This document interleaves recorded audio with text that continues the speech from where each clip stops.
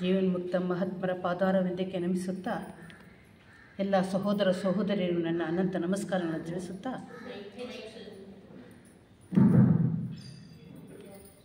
ಈ ದಿನ ನನ್ನ ಪಾಲಿಗೆ ಬಂದಿರುವಂಥ ವಿಚಾರ ಆಲ್ಕಾಟ್ ವಿಚಾರ. ಯಾವಾಗಲೂ ನನಗೆ ಆಲ್ಕಾಟ್ ವಿಚಾರನೇ ಕೊಡ್ತಾರೆ, ಯಾಕೆ ಅಂತ ಗೊತ್ತಿಲ್ಲ. ನನಗೆ ತುಂಬ ಅವ್ರ ಕಂಡ್ರೆ ತುಂಬ ಪ್ರೀತಿ. ಅವ್ರ ವಿಚಾರ ತುಂಬ ತಿಳ್ಕೊಂಡಿದ್ದೀನಿ, ತುಂಬ ಕಡೆ ಆಲ್ಕಾಟ್ ವಿಚಾರ ಮಾತಾಡಿದ್ದೀನಿ. ನಾನು ಮಾಡ್ತಾ ನನಗೆ ಒಂಥರ ಆನಂದ ಬಾಷ್ಪ ಬಂದ್ಬಿಡುತ್ತೆ. ಯಾಕೆ ಯಾಕೋ ಅಂತ ಗೊತ್ತಿಲ್ಲ. ನಾನು ಅಡಿಯಾರ್ನಲ್ಲಿದ್ದಾಗ ಒಂದು ವರ್ಷ ಅಲ್ಲಿ ಕೆಲಸ ಮಾಡ್ತಿದ್ದಾಗ ಆಲ್ಕಾಟ್ ಪ್ರತಿಮೆ ಮುಂದೆನೇ ಹೋಗಿ ದಿವಸ ಕೂತ್ಕೊಂಡು ಪ್ರೇಯರ್ ಮಾಡ್ತಾಯಿದ್ದೆ. ಮಂತ್ರ ಜಪಗಳು, ಜ್ಯೋತಿ ಪೂಜೆ ಮಂತ್ರಗಳನ್ನೆಲ್ಲ ಅಲ್ಲೇ ಕಲ್ತಿದ್ದು ನಾನು ಪೂರ್ತಿ. ಅಲ್ಲಿ ಅವರ ಜೀವನ ಚರಿತ್ರೆಯನ್ನು ಫುಲ್ಲು ರಾಧಾಜಿಯವರೇ ಒಂದು ಪುಸ್ತಕ ಕೊಟ್ಟಿದ್ದರು. ಅದನ್ನು ಅಲ್ಲಿ ಓದ್ದಾಗಿಂದ ನನಗೊಂಥರ ಇನ್ಸ್ಪಿರೇಷನ್ನು ಆಲ್ಕಾಟ್ರ ಬಗ್ಗೆ. ಇದು ಈ ದಿವಸ ಆಲ್ಕಾಟ್ರು ಏನ್ರಿ ಸ್ಟೀಲ್ ಆಲ್ಕಾಟ್ರ್ ಅಂತ ಇವರು ಪ್ರಥಮ ಅಧ್ಯಕ್ಷರಾಗಿ ಥಿಯಾಸಫಿಕಲ್ ಸೊಸೈಟಿಯಲ್ಲಿ ಬ್ಲಾವೆಟ್ಸ್ಕಿ ಅವ್ರ ಜೊತೆ ಕೆಲಸ ಮಾಡಿದಂಥವ್ರು. ಇವರು ಮೂಲತಃ ಬ್ರಿಟಿಷ್ ದೇಶದವರು. ಅಲ್ಲಿ ಒಂದು ಸಂಪ್ರದಾಯ ಕುಟುಂಬದಿಂದ ಬಂದಂಥವರು. ಇವ್ರ ತಂದೆಗೆ ಇವರು 4 ಜನ ಗಂಡು ಮಕ್ಕಳು, 2 ಹೆಣ್ಮಕ್ಳು ಇರ್ತಾರೆ. ಇವ್ರ ತಂದೆ ಇಂಗ್ಲೆಂಡ್ ದೇಶಕ್ಕೆ ಬಂದುಬಿಡ್ತಾರೆ, ಅಮೇರಿಕಾ ದೇಶದಿಂದ. ಅಲ್ಲಿ ಅವ್ರ ಕುಟುಂಬ ಪೂರ್ವಜರು, ಇವ್ರ ಕುಟುಂಬದ ಪೂರ್ವಜರು ಕೂಡ ಎಲ್ಲ ಆಧ್ಯಾತ್ಮಿಕ ಜೀವಿಗಳೇ, ಮತ್ತು ಒಳ್ಳೊಳ್ಳೆ ಪೊಸಿಷನಲ್ಲಿ ರಾಜರ ಆಸ್ಥಾನದಲ್ಲಿ ಇದ್ದಂಥವ್ರೆ. ಅದರಿಂದ ಇವ್ರ ತಂದೆ ಹೆಸರು ಏನಂತಂದರೆ ಜಾನ್ ಆಲ್ಕಾಟ್ ಅಂತ. ಇವರು 1886ರಲ್ಲಿ ಇವ್ರ ಚಿಕ್ಕಪ್ಪ ಅವ್ರ ಚಕ್ರವರ್ತಿಗೆ 7ನೇ ಹೆನ್ರಿ ಅವರಾಗಿ 1486ರಲ್ಲಿ ರಾಜನ ಆಸ್ಥಾನದಲ್ಲಿ ಕೆಲಸ ಮಾಡ್ತಾ ಇರ್ತಾರಂತೆ. ಇವ್ರಿಗೆ ಏನಂತಂದರೆ ಲ್ಯಾಟಿನ್ ರೂಪದಲ್ಲಿ ಇವರಿಗೆ ಆಲ್ಕಾಟ್ ಅಂತ ಯಾತಕ್ಕೆ ಹೆಸರು ಬಂತು ಅಂತ ಹೇಳ್ತಾರೆ. ಆಲ್ಕಾಟ್ ಅಂತಂದರೆ ಹುಂಜ ಅಂತ ಹೆಸರು. ಹುಂಜ ಯಾವಾಗ ನಮ್ಮನ್ನು ಎಚ್ಚರಿಸುತ್ತೆ, ಬೆಳಗಿನ ಜಾವದಲ್ಲಿ ಕೂಗಿ ಎಬ್ಬರಿಸುತ್ತಲ್ಲ, ಅದು ಇವರು ವಂಶದಲ್ಲಿ ಪಾರಂಪರಿಕವಾಗಿ ಬಂದುಬಿಟ್ಟಿದೆ ಆಲ್ಕಾಟ್ ಅಂತ ಹೇಳಿ ಆ ಥರ ಹೇಳ್ತಾರೆ. ಇವ್ರಿಗೇನದೆ, ಹುಂಜ ಕೆಲವು ವೇಳೆ ಕೂಗುತ್ತಿರುವಂತೆ, ಇನ್ನುಳಿದಂತೆ ಸುಮ್ಮನೆ ಇರುವಂತೆ ಬಿಂಬಿಸಲಾಗಿದೆ. ಕೆಲವು ವೇಳೆ ಅಂದರೆ ಮಾರ್ನಿಂಗ್ ಎಲ್ಲರನ್ನೂ ಹೇಳಿಸುತ್ತಲ್ಲ, ಅವಾಗ ಮಾತ್ರ ಅದು ಕೂಗೋದು, ಮಿಕ್ಕಿ ಟೈಮಲ್ಲಿ ಅದು ಸುಮ್ಮನೆ ಇರುತ್ತೆ ಅಂತ ಹೇಳ್ತಾರೆ. ಹೆನ್ರಿ ಸ್ಟೀಲ್ ಕಾಟ್ ಅವರು ನ್ಯೂಯಾರ್ಕ್ ನಗರದಲ್ಲಿ ಬಂದು ಎಲ್ಲ ಅವ್ರ ವಂಶ ಎಲ್ಲ ಅವ್ರ ತಂದೆ ತಾಯಿ ಎಲ್ಲ ಬಂದು ವಾಸ ಮಾಡ್ತಿರ್ತಾರೆ. ಆಲ್ಕಾಟ್ರವರ ಪುತ್ರಿ ತಾಯಿ ಎಮಿಲಿ ಆಲ್ಕಾಟ್ ಅಂತ ಅವ್ರ ಹೆಸರು. ಅಕ್ಟೋಬರ್ 19 ಇವರು 1831ರಲ್ಲಿ ಅಕ್ಟೋಬರ್ 19 ನೆರವೇರಿತು ಇವರು ವಿವಾಹ ಅವ್ರ ತಂದೆ ಜೊತೆ, ಜಾನ್ ಆಲ್ಕಾಟ್ರ್, ಸ್ಟೀಲ್ ಆಲ್ಕಾಟ್ರ್ ಅವ್ರ ಜೊತೆ. 1850ರಲ್ಲಿ ಅವ್ರ ತಂದೆ ಬೇಗ ಹೋಗ್ಬಿಡ್ತಾರೆ. ಇವರು ಇದೇ ರೀತಿ ನ್ಯೂ ಜೆರ್ಸಿಯಲ್ಲಿ ಟ್ರಿನಿಟಿ ಪಾರಿಷನ್ ಲೆಕ್ಚರ್ ಆಗಿದ್ದರು. ಇವರು ನ್ಯೂ ಜೆರ್ಸಿಯಲ್ಲಿ ಬೆಳೀತಾ ವಿದ್ಯಾವಂತರಾದರು. ಅವ್ರ ತಾಯಿ ತುಂಬ ಇವರಿಗೆ ಎಜುಕೇಷನ್ಗೆ ತುಂಬ ಸಹಾಯ ಮಾಡ್ತಾರೆ. ಮತ್ತು ನೀತಿಗಳನ್ನು, ಆಧ್ಯಾತ್ಮಿಕ ವಿಚಾರಗಳನ್ನು ತಿಳಿಸ್ತಾ ಬರ್ತಾ ಇರ್ತಾರೆ. ಇವರು ಯಾಕೆಂದರೆ ಇವ್ರ ಫ್ಯಾಮಿಲಿ ಬ್ಯಾಕ್ಗ್ರೌಂಡೇ ಆಧ್ಯಾತ್ಮಿಕರಾಗಿರ್ತಾರಲ್ಲ, ಅದರಿಂದ ಇವಳು ಈ 20ನೇ ವಯಸ್ಸಿನಲ್ಲೇ 4ನೇ ಮಗಳು, 2ನೇ ವಯಸ್ಸಿನಲ್ಲಿ ಇವ್ರ ಮಕ್ಕಳು, ಇವ್ರ 2 ಮಕ್ಕಳು ಹೆಣ್ಣುಮಕ್ಕಳು ಸತ್ತೋಗ್ಬಿಡ್ತಾರೆ. ಇವ್ರ ಜೊತೆ ಹುಡ್ತರು. ಇವ್ರದ್ದು ಪೂರ್ಣ ವಿಚಾರ ಓಲ್ಡ್ ಡೈರಿ ಲೀವ್ಸ್ನಲ್ಲಿದೆ. ಅವರು ಹೇಗೆ ಥಿಯಾಸಫಿಯನ್ನು ಪ್ರಚಾರ ಮಾಡಲಿಕ್ಕೆ ಪ್ರಯತ್ನ ಪಟ್ಟರು, ಆ ಓಲ್ಡ್ ಡೈರಿ ಲೀವ್ಸ್ನ ಓದ್ತಾ ಬಂದರೆ ಈ ಥಿಯಾಸಫಿಗೆ ನಾವು ಇವತ್ತಿಲ್ಲ ಕೂತ್ಕೊಂಡು ಕೇಳ್ತಾ ಇದ್ದೀವಲ್ಲ, ಎಷ್ಟು ಆನಂದವಾಗಿ ಕೂತಿದ್ದೀವಲ್ಲ, ಈ ಸ್ಥಳದಲ್ಲಿ ನಾವು ಕೂತ್ಕೋಬೇಕಾದ್ರೆ ಆಲ್ಕಾಟ್ ಅವರು ಎಷ್ಟು ಕಷ್ಟಪಟ್ಟಿದ್ದಾರೆ ಅಂತ ನೀವು ಓಲ್ಡ್ ಡೈರಿ ಲೀವ್ಸ್ ಓದಿದ್ರೆ ಗೊತ್ತಾಗ್ತದೆ. ಊರು ತಿರುಗಿ ಪ್ರತಿಯೊಂದು ಊರಲ್ಲೂ ಕೂಡ ಪ್ರಯಾಣ ಮಾಡಿ ನಡ್ಕೊಂಡು ಹೋಗಿ ಎತ್ತಿನ ಗಾಡಿಯಲ್ಲಿ ಹೋಗಿ ಥಿಯಾಸಫಿ ಪ್ರಚಾರ ಮಾಡೋದು. ಇವತ್ತು ಥಿಯಾಸಫಿ ಅನ್ನೋದು ಇಲ್ಲಿ ಬಂದು ಕೂತಿರುವಂಥ ಜನಗಳಿಗೆ ಅರ್ಥ ಆಗಬೇಕು. ನಾವು ಕೇಳ್ಕೊಂಡು ಹೋಗೋದ್ರಿಂದ ಸಾಧ್ಯ ಇಲ್ಲ. ನಾವು ಇದಕ್ಕೋಸ್ಕರ ಕಷ್ಟಪಟ್ಟಂಥ ವ್ಯಕ್ತಿಗಳನ್ನು ನೆನೆಸ್ಕೋಬೇಕು ನಾವು ದಿವಸ ಅಂತ ಹೇಳ್ತಾರೆ ಇಲ್ಲಿ. ಇವರು ಕೃಷಿ ಬಗ್ಗೆ ತುಂಬ ಆಳವಾಗಿ ಚಿಂತನೆ ಮಾಡ್ತಾ ಇರ್ತಾರೆ ಯಾವಾಗಲೂ. ಕೃಷಿಯಿಂದ ತಾನೇ ಬೆಳೆದಂಥ ವಸ್ತುಗಳಿಂದನೇ ತಾನೇ ಮನುಷ್ಯನ ಬೆಳವಣಿಗೆ ಆಗೋದು ಅನ್ನೋ ಉದ್ದೇಶದಿಂದ ಅವರು ಕೃಷಿ ತಜ್ಞರಾಗುತ್ತಾರೆ. ಅಲ್ಲಿ ಮುಖ್ಯಸ್ಥರಾಗಿ ಕೃಷಿ ವಿಭಾಗ ಪೀಠಕ್ಕೆ ಮುಖ್ಯಸ್ಥರಾಗಿ ನೇಮಕಗೊಳ್ತಾರೆ. ಅಲ್ಲಿ ಇವರು ಹೊಸ ಹೊಸ ತಳಿಗಳನ್ನು ಕಂಡುಹಿಡಿತಾ ಇರ್ತಾರೆ. ಹೊಸ ಹೊಸ ತಳಿ ಅಂತಂದರೆ ಈಗ ಒಂದು ಕಬ್ಬು ಇದೆಯಲ್ಲ, ಇವತ್ತಿನ ಕಬ್ಬು ಇದೆಯಲ್ಲ, ಆ ಕಾಲದಲ್ಲಿ ಇಂಥ ಅದ್ಭುತವಾದ ಕಬ್ಬು ಬೆಳೀತಾ ಇರಲಿಲ್ಲ. ಸುಮ್ಮ ಚಿಕ್ಕದಾಗಿ ಬರ್ತಾಯಿತ್ತು. ನಾವು ಹಿಂದಿನ ಕಾಲದಲ್ಲಿ ನಮ್ಮ ಅಜ್ಜಿ ಅವರೆಲ್ಲ ಹೇಳ್ತಾಯಿದ್ರು, ಈ ಟೊಮೊಟೊ ಹಣ್ಣು ಇವಾಗ ಹೇಗಿದೆಯೋ ಆ ಥರ ಇರಲಿಲ್ಲ. ತುಂಬ ಸಣ್ಣದಾಗಿ ಒಂದು ದ್ರಾಕ್ಷಿ ಥರ ಇರೋದು. ಅದನ್ನು ಅಷ್ಟು ಉಪಯೋಗಿಸ್ತಾನೂ ಇರಲಿಲ್ಲ.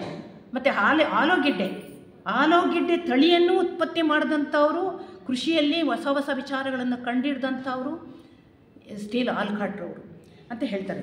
ಇವರನ್ನು ಏನು ಮಾಡ್ತಾರೆ, ಶುಗರ್ ಕೆನ್ ಅಂತ ಹೇಳ್ತಾರೆ ನೋಡಿ, ಅದನ್ನು ತುಂಬ ಅದ್ಭುತವಾಗಿ ಕಂಡುಹಿಡಿತಾರೆ. ಇವತ್ತು ನಾವು ಉಪಯೋಗಿಸ್ತಾ ಇರೋದು, ಬೆಳಗ್ಗೆ ಎದ್ದರೆ ಶುಗರು ಬೆಲ್ಲ ಎಲ್ಲ ಉಪಯೋಗಿಸ್ತಾ ಇರೋದು ಆ ಶುಗರ್ ಕೆನ್ನಿಂದ. ಆ ಶುಗರ್ ಕೆನ್ನನ್ನು ಅದ್ಭುತವಾಗಿ ಬೆಳೆದು ಅದರಿಂದ ರಸಪೂರಿತವಾಗಿ ಬರುವಂಗೆ ಮಾಡಿದಂಥವರು ಆಲ್ಕಾಟ್ರವರು ಅಂತ ಹೇಳ್ತಾ ಬರ್ತಾರೆ. ಇವರು ಮಾಡಿದಂಥ ವಿಚಾರಗಳೆಲ್ಲ ತಿಳ್ಕೊಂಡು ಕೃಷಿ ತಜ್ಞರಾಗಿ ಇದು ಬೇರೆ ತೋಟಗಾರಿಕೆಯವರೆಲ್ಲ, ಬೇರೆ ದೇಶದವರೆಲ್ಲ ಇವ್ರನ್ನ ಕರೀತಾರೆ. ವಾಷಿಂಗ್ಟನ್ನಲ್ಲಿ ಕರೀತಾರೆ ಇವ್ರನ್ನ. ಅಲ್ಲಿ ನಿನಗೆ ಅಧಿಕಾರ ಸ್ಥಾನ ಕೊಡ್ತೀನಿ, ನಿನ್ನ ಕೃಷಿ ಇಲಾಖೆಗೆ ಬಾ ಅಂತ ಹೇಳಿಬಿಟ್ಟು. ಆದರೆ ಇವರು ಒಪ್ಪಲ್ಲ. ಯಾಕೆಂದರೆ ನಮ್ಮ ದೇಶದಲ್ಲೇ ಇದ್ಕೊಂಡು ನಮ್ಮ ಕೃಷಿಗಳನ್ನೇ ಬೆಳೆದು ನಮ್ಮ ಜನಗಳಿಗೆ ಕೊಡಬೇಕು, ನಾನು ಯಾಕೆ ಬೇರೆ ದೇಶಕ್ಕೆ ಹೋಗಿ ಮಾಡಬೇಕು ಅಂತ ಹೇಳ್ಕೊಂಡು ಅಲ್ಲೇ ಇದ್ಕೊಂಡು ಆ ಕೆಲಸ ಮಾಡ್ತಿರ್ತಾರೆ. ಅವರ ಮೊದಲನೇ ಜೀವನ. ಎರಡನೇ ಜೀವನದಲ್ಲಿ ಅವ್ರು ಏನಾಗ್ತಾರೆ ಅಂದರೆ, ಅವ್ರಿಗೆ ತದ್ವಿರುದ್ಧವಾದದ್ದು ಎರಡನೇ ಜೀವನ. ಮೊದಲು ಕೃಷಿ ಇಲಾಖೆಯಲ್ಲಿ ಕೆಲಸ ಮಾಡ್ತಾರೆ. ಎರಡನೇ ಜೀವನದಲ್ಲಿ ಅವ್ರೇನು ಮಾಡ್ತಾರೆ ಅಂದರೆ, ಯುದ್ಧರಂಗದಲ್ಲಿ ಬ್ಯಾಟಲ್ ಫೀಲ್ಡಲ್ಲಿ ಇವರು ಯುವಕರಾಗಿದ್ದಾಗಲೇ ವರ್ಜಿನಿಯಾ ರಕ್ಷಣೆಗಾಗಿ ಸ್ವಯಂ ಸೇವಕರಾಗಿ ಸೇರಿ ನಿಷ್ಪ್ರಹತೆಯಿಂದ ಕೆಲಸ ಮಾಡಿದ್ದಾಗ ವರ್ಜಿನಿಯಾದಲ್ಲಿ ಸ್ವಯಂ ಸೇವಕರಾಗಿ ಕೆಲಸ ಮಾಡ್ತಿರ್ತಾರೆ. ಅವ್ರ ಕೆಲಸ ಯಾವಾಗಲೂ ನಿಷ್ಪ್ರಹತೆಯಿಂದ, ಸ್ವಾರ್ಥ ಯಾವುದೂ ಇಲ್ಲದೆ ಕೆಲಸ ಮಾಡುವಂಥ ಸ್ಥಿತಿ. ಅದರಿಂದ ಇವರಿಗೆ ದೈಹಿಕ ಧೈರ್ಯಕ್ಕಿಂತ ತೀಕ್ಷ್ಣ ಬುದ್ಧಿ ಇರುತ್ತಂತೆ. ತೀಕ್ಷ್ಣವಾಗಿ ಪ್ರತಿಯೊಂದನ್ನು ತೀಕ್ಷ್ಣವಾಗಿ ಸ್ವಲ್ಪ ನೋಡೋದಲ್ಲ, ಅದು ಪೂರ್ತಿ ಆಳವಾಗಿ ಎಳೆದು ನೋಡುವಂಥ ಒಂದು ಗುಣ ಇವರಲ್ಲಿ ಬೆಳೆದಿರುತ್ತೆ. ಇವರಿಗೆ ಕಮಿಷನರ್ ಆಗಿ ನೇಮಕ ಮಾಡಲಿಕ್ಕೆ ಪ್ರಯತ್ನ ಮಾಡ್ತಾರೆ. ಇವರು ಹುದ್ದೆಗಳಿಗೋಸ್ಕರ ಆಸೆ ಪಟ್ಟವರೇ ಅಲ್ಲ. ಕೊನೆಗೆ ಏನು ಮಾಡ್ತಾರೆ, ಒಂದು ಸೈನ್ಯದಲ್ಲಿ ಅಧಿಕಾರದಲ್ಲಿ ಇರುವಾಗಲೇ ಅಲ್ಲಿ ಬಹಳಷ್ಟು ಭ್ರಷ್ಟಾಚಾರ ನಡೀತಾ ಇರುತ್ತೆ. ಅಂದರೆ ಒಳಗಡೆ ಕಿಚನ್ನಲ್ಲಾಗ್ಬೋದು, ಸ್ಟೋರ್ ರೂಮ್ಗಳಲ್ಲಾಗ್ಬೋದು, ಶಸ್ತ್ರ ಸಂಗ್ರಹ ಕಡೆ ಆಗ್ಬೋದು, ಅಲ್ಲೆಲ್ಲ ಮೋಸಗಳು ನಡೀತಾ ಇರುತ್ತೆ. ಅದನ್ನು ಸರಿ ಮಾಡಲಿಕ್ಕೋಸ್ಕರ ಇವ್ರನ್ನ ಬಿಡ್ತಾರೆ. ಅಲ್ಲಿ ತುಂಬ ಜನ ಕಂಡಿಡಿದು ಅವ್ರಿಗೆಲ್ಲ ಶಿಕ್ಷೆ ಕೊಡಿಸುವಂಥ ಸ್ಥಿತಿಗೆ ಬರ್ತಾರೆ. ಇದು ನೋಡಿ ಕೊನೆಗೆ ನೇವಿಯವರು ಕರೀತಾರೆ ಇವ್ರನ್ನ. ನೇವಿಯವರು ಕೂಡ ಕರೀತಾರೆ. ಅಲ್ಲೂ ಹೋಗಿ ಅಲ್ಲಿ ನಡೆಯುವ ಅನ್ಯಾಯಗಳನ್ನೆಲ್ಲ ಕಂಡಿಡಿದು, ತೀಕ್ಷ್ಣ ಬುದ್ಧಿ ಇರುತ್ತಲ್ಲ ಅದರಿಂದ ಕಂಡಿಡಿದು ಅಲ್ಲೂ ಕೂಡ ಅವರು ಹೆಸರು ಮಾಡ್ಕೊಳ್ತಾರೆ. ಹೀಗೆ ಮಾಡ್ತಾ ಅವರಿಗೆ ನೋಡಿ ಬದಲಾಯಿಸ್ತಾ ಬರ್ತಾರೆ ಅವ್ರ ಲೈಫ್ನ. ಒಂದರಲ್ಲೇ ಹೋಗಲ್ಲ. ಕೊನೆಗೆ ಅವರು ಲಾ ಓದ್ಕೊಂಡು ಲಾಯರಾಗಿ ಬೇಕಾದಷ್ಟು ಕೆಲಸ ಮಾಡ್ತಾರೆ. ಅನ್ಯಾಯಕ್ಕೆ ವಿರುದ್ಧವಾಗಿ ಯಾವ ಕೆಲಸವನ್ನು ಮಾಡೋಲ್ಲ. ಕೊಲೆ ಮಾಡಿದವರು, ದುಷ್ಟರು, ಕಳ್ಳರಿಗೆ ಅವ್ರಿಗೆ ಸಪೋರ್ಟ್ ಮಾಡ್ತಾ ಇರೋಲ್ಲ. ಅವ್ರಿಗೆ ವಿರುದ್ಧವಾಗಿ ಕೆಲಸ ಮಾಡಿ ಕೆಲವು ಸರಿ ಅಪಾಯಕ್ಕೂ ಸಿಗಾಕ್ಕೊಳ್ತಾರಂತೆ ಅಂತ ಹೇಳ್ತಾರೆ. ಇಲ್ಲಿ ಅಷ್ಟು ನನ್ನ ದೇಶಕ್ಕಾಗಿ ದುಡಿದಿದ್ದೇನೆ ಅಂತ ಇವರು 1856ರಲ್ಲಿ ನ್ಯೂಯಾರ್ಕ್ ಬಾರ್ ಅಸೋಸಿಯೇಷನ್ನಲ್ಲಿ ದೊಡ್ಡ ಆಫೀಸರಾಗಿ ಕೆಲಸ ಮಾಡ್ತಾರೆ. ಒಳ್ಳೆಯ ವಕೀಲರಾಗಿ ಹೆಸರು ಮತ್ತು ಹಣವನ್ನು ಗಳಿಸಿದರು. ಇದೆಲ್ಲ ಕೆಲಸಗಳು ಇವರಲ್ಲಿ ಇರುವ ಕೆಲವು ವಿಶೇಷ ಗುಣಗಳನ್ನು ತಿಳಿಸುತ್ತವೆ. ಮುಂದೆ ಆಲ್ಕಾಟ್ ಅವರು ಪತ್ರಿಕೋದ್ಯಮಿ ಆಗ್ತಾರೆ. ನೆಕ್ಸ್ಟು ಲಾಯರ್ ಆಗಿಯೇ ತುಂಬ ಕೆಲಸ ಮಾಡ್ತಾರೆ. ಕೃಷಿ ಇಲಾಖೆ ಆಯಿತು, ಪತ್ರಿಕೋದ್ಯಮಿಯಾಗಿ ಲಾಯರ್ ಆಗಿ ಕೆಲಸ ಬಾರ್ ಅಸೋಸಿಯೇಷನಲ್ಲಿ ಕೆಲಸ ಮಾಡಿದ್ದಾಯಿತು. ಈಗ ಪತ್ರಿಕೋದ್ಯಮಿಗೆ ಬರ್ತಾರೆ. ಪತ್ರಿಕೋದ್ಯಮಿನಲ್ಲಿ ಇವರ ಬುದ್ಧಿವಂತಿಕೆ ಅಂತ ತಿಳ್ಕೊಂಡು ಜನರಲ್ ಆಗಿ ಪತ್ರಿಕೋದ್ಯಮ ಕೆಲಸದಲ್ಲಿ ಹೆಸರು ಗಳಿಸಿದರು. ಅಮೇರಿಕಾ ಪತ್ರಿಕೆಯವರು ಕೆಲಸಕ್ಕೆ ನಿಗದಿಪಡಿಸಿದರು ಇವ್ರನ್ನ. ಇವರು ಏನಂದರೆ ಎಲ್ಲ ಕಡೆ ವಿಚಾರಗಳನ್ನು ಸಂಗ್ರಹ ಮಾಡಿ ಅದನ್ನು ಪತ್ರಿಕೆಗೆ ಹಾಕೋದು ಪತ್ರಿಕೋದ್ಯಮಿ ಕೆಲಸ. ಇದೇ ರೀತಿಯಲ್ಲಿ ಅವರು ಎಡ್ಡಿ ಫಾರಂ ಹೌಸ್ನಲ್ಲಿ ನಡೀತಿರುವಂಥ ವಿಚಾರವನ್ನು ತಿಳ್ಕೊಂಡು ಅಲ್ಲಿಗೆ ಬರ್ತಾರೆ. ಅಲ್ಲಿ ಏನು ಎಡ್ಡಿ ಫಾರಂ ಹೌಸ್ನಲ್ಲಿ ನಡೀತಿತ್ತು ಅಂದರೆ, ಭೂತಗಳ ಸತ್ತಿರುವ ಆತ್ಮಗಳನ್ನು ಕೆಳಕ್ಕೆ ಕರೆಸಿ ಅವರಿಂದ ಏನೋ ವಿಚಾರಗಳನ್ನು ಹೇಳುವಂತೆ ಮಾಡುವಂಥದ್ದು. ಅವರು ಬಂದು ಹೇಳುವಂಥದ್ದು, ಅವರ ವಂಶಸ್ಥರಿಗೋ ಅವ್ರ ಮನೆಯವ್ರಿಗೋ ಏನೋ ಒಂದು ಪರದೆ ಹಾಕಿಬಿಟ್ಟು ಎಡ್ಡಿ ಫಾರಂ ಹೌಸಿನಲ್ಲಿ ಜನಗಳನ್ನೆಲ್ಲ ಸೇರಿಸಿ ಅದು ಸುಳ್ಳು, ಅದು ಸರಿಯಾಗಿ ನಡೀತಾ ಇರೋಲ್ಲ, ಅದನ್ನು ಬ್ಲಾವೆಟ್ಸ್ ಕಂಡಿಡಿದು ನಿಜವಾದ ಆತ್ಮಗಳನ್ನೇ ಕರೆಸ್ಬಿಡ್ತಾರೆ ಒಂದು ಸಾರಿ. ಅವರು ಸುಮ್ಮನೆ ಒಂದು ಊಹೆ ಮುಖಾಂತರದಿಂದ ನಾವು ಪ್ರೇತಾತ್ಮಗಳನ್ನು ಕರೆಸ್ತಿದ್ದೀವಿ ಅಂತ ಹೇಳ್ತಿರ್ತಾರಲ್ವಾ, ಬ್ಲಾವಿಟ್ಸ್ಕಿ ಅವರು ಅಲ್ಲಿಗೆ ಬಂದಿರ್ತಾರಲ್ಲ, ಅದನ್ನು ನೋಡಿಬಿಟ್ಟು ನಿಜವಾದ ಆತ್ಮಗಳನ್ನೇ ಕೆಳಗಿಳಿಸ್ತಾರೆ. ಆ ಗೆಡ್ಡಿ ಫಾರಮ್ ಹೌಸ್ನಲ್ಲಿ ಇದ್ದಂಥವರೆಲ್ಲ ಭಯಭೀತರಾಗ್ತಾರೆ. ಆಗ ಇವರು ಬಂದಿರ್ತಾರೆ, ಅಲ್ಲಿ ನಿಂತ್ಕೊಂಡು ನೋಡ್ತಾ ಇರ್ತಾರೆ. ಅಲ್ಲಿ ಪಕ್ಕದಲ್ಲೇ ಬ್ಲಾವಿಟ್ಸ್ಕಿ ಅವರು ಇರ್ತಾರೆ, ಅವರು ಬಂದಿರ್ತಾರೆ ನೋಡೋದಕ್ಕೋಸ್ಕರ. ಬ್ಲಾವಿಟ್ಸ್ಕಿ ಅವ್ರಿಗೆ ಒಂದು ಅಭ್ಯಾಸ ಇರುತ್ತೆ, ಏನಪ್ಪ ಅಂತಂದರೆ ಸಿಗರೇಟ್ ಸೇದು ಒಂದು ಅಭ್ಯಾಸ ಇರುತ್ತೆ. ಅವ್ರು ಸಿಗರೇಟ್ನ ಬಾಯಿಗೆ ಇಟ್ಕೊಂಡು ಆ ಲೈಟ್ರಿಗೋಸ್ಕರ ಹುಡುಕ್ತಾ ಇರ್ತಾರೆ. ಅದು ತಕ್ಷಣ ಆಲ್ಕಾಟ್ರವರು ಲೈಟ್ರ್ ಕೊಡ್ತಾರೆ. ಆ ಲೈಟ್ರಿಂದ ಬೆಂಕಿ ಹಚ್ಚುತ್ತಾರೆ. ಅದ್ರ ಉದ್ದೇಶ ಥಿಯಾಸಫಿಕಲ್ ಜ್ಯೋತಿ ಹಚ್ಚಿದಾಗೆ ಅಂತ. ಅಲ್ಲಿಂದ ಅವ್ರಿಗೆ ಹಂಗೆ ಪರಿಚಯ ಆಗುತ್ತೆ. ಪರಿಚಯ ಆದಮೇಲೆ ಇವರು ಈ ವಿಷಯವನ್ನೆಲ್ಲ ತೊಗೊಂಡೋಗಿ ಹೇಳಿದ ಮೇಲೆ ಪೇಪರು ಬೇಕಾದಷ್ಟು ಪ್ರಚಾರವಾಗಿ ಎಲ್ರಿಗೂ ತುಂಬ ಇಷ್ಟ ಅಲ್ವಾ, ಆತ್ಮಗಳು ಬಂದು ಹೇಳ್ತಾ ಇದೆ ಅಂತ ಹೇಳಿದ್ರೆ ಅದು ಪತ್ರಿಕೆಯಲ್ಲಿ ಹಾಕಿದ ತಕ್ಷಣ 4 ಆಣೆಗೆ ಖರ್ಚಾಗ್ತಿದ್ದಂಥ ಪತ್ರಿಕೆ 2 ರೂಪಾಯಿಗೆ ಹೋಗುತ್ತಂತೆ, ಅಷ್ಟು ಪ್ರಿಂಟ್ ಆಗ್ತಾನೇ ಇರ್ತದಂತೆ. ಆವಾಗ ಬ್ಲಾವಿಟ್ಸ್ಕಿ ಅವರು ಹೇಳ್ತಾರೆ, ಇದೆಲ್ಲ ಸರಿ ಇಲ್ಲ, ಇದು ಮಾಡೋದು ನಿನ್ನ ಕೆಲಸ, ನೀನು ನನ್ನ ಜೊತೆ ಬಾ ಅಂತ ಹೇಳಿ ಅವರನ್ನು ತಮ್ಮ ಜೊತೆಗೆ ಕರ್ಕೊಂಡು ಹೋಗ್ತಾರೆ. ಅಷ್ಟೊತ್ತಿಗೆ ಇವರಿಗೆ ಮಕ್ಕಳಾಗಿರ್ತಾರೆ, ಸಂಸಾರ ಇರುತ್ತೆ. ಅಷ್ಟು ಜನನ್ನೆಲ್ಲ ಬಿಟ್ಟು ನ್ಯೂಯಾರ್ಕಿಗೆ ಬರೋದಕ್ಕೆ ಕಷ್ಟ ಆಗುತ್ತೆ. ಆದರೂ ಕೂಡ ಅವರು ಪ್ರಯತ್ನ ಮಾಡಿ ಎಲ್ಲ ಅವ್ರಿಗೆ ಏನು ಬೇಕೋ ಸವಲತ್ತುಗಳನ್ನೆಲ್ಲ ಒದಗಿಸಿ ಹೆಂಡತಿ ಮಕ್ಕಳಿಗೆಲ್ಲ ಬ್ಲಾವಿಟ್ಸ್ಕಿ ಅವ್ರ ಜೊತೆ ಬಂದು ಸೇರಿಕೊಳ್ತಾರೆ. ಸೇರಿಕೊಂಡು ಅವ್ರು ಬೇಕಾದಷ್ಟು ಕೆಲಸಗಳನ್ನು ಮಾಡ್ತಾ ಬರ್ತಾರೆ. ಆವಾಗಲೇ ಇವರು ಹೇಳಿದಾಗೆ ಸ್ಥಾಪನಾ ದಿನಾಚರಣೆ ಬಗ್ಗೆ ಸೋದರಿ ಜ್ಯೋತಿಯವರು ಹೇಳಿದ್ರಲ್ವ, ನ್ಯೂಯಾರ್ಕ್ನಲ್ಲಿ ಸ್ಥಾಪನೆ ಆಗುತ್ತೆ. ಆವಾಗ ಬರೀ 7 ಜನದಿಂದ ಸ್ಥಾಪನೆ ಆಗೋದು. ಅದರಿಂದ ಆಮೇಲೆ ಬೆಳೆದು ಬೇಕಾದಷ್ಟು ಜನ ಸೇರಿಕೊಳ್ತಾರೆ. ತುಂಬ ಕಷ್ಟಪಟ್ಟು ಅದನ್ನು ಅವರ ಆಧ್ಯಾತ್ಮಿಕ ರಂಗಕ್ಕೆ ಇಳಿಯಬೇಕಾದರೆ ಅವ್ರ ವ್ಯಕ್ತಿತ್ವ ಯಾವ ರೀತಿ ಸಿದ್ಧತೆ ಪಡೆಯಿತು ಎಂಬುದನ್ನು ನೋಡಬಹುದು. ಸ್ವಲ್ಪ ನೀರು ಕೊಡಿ. ಅವರ ಆಧ್ಯಾತ್ಮ ಚಳುವಳಿಕೆ ನಾಯಕರುಗಳು ಸಿದ್ಧತೆ ಎಷ್ಟು ವಿಚಿತ್ರವಾಗಿ ನಡೆಯುತ್ತೆ ಎಂಬುದನ್ನು ಕಾಣಬಹುದು. ನೋಡಿ, ಇಲ್ಲಿಂದ ಗೆಡ್ಡಿ ಫಾರ್ಮ್ ಹೌಸಿಂದ ಪ್ರಾರಂಭ ಆಗುತ್ತೆ.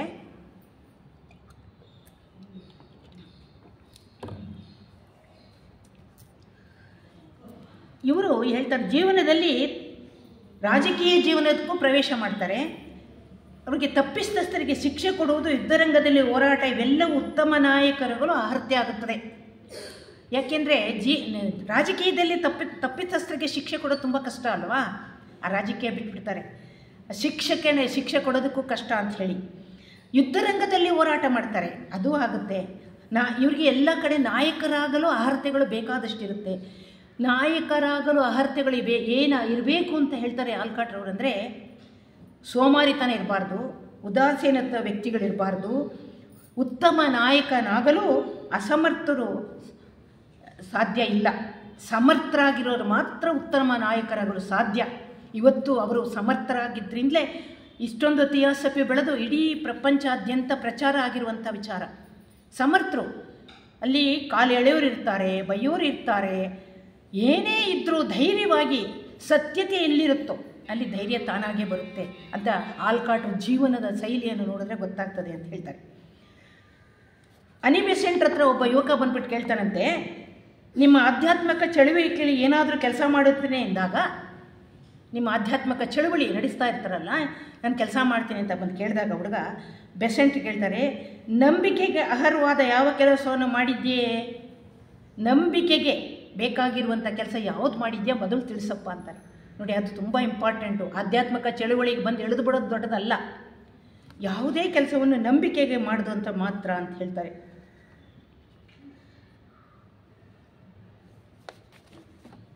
ತ್ಯಾಗ ಮತ್ತು ಅರ್ಪಣೆ ಮಾಡುವ ಸ್ಪಿರಿಟ್ ಇರಬೇಕಂತೆ ನಾಯಕರಾಗಬೇಕಾದ್ರೆ.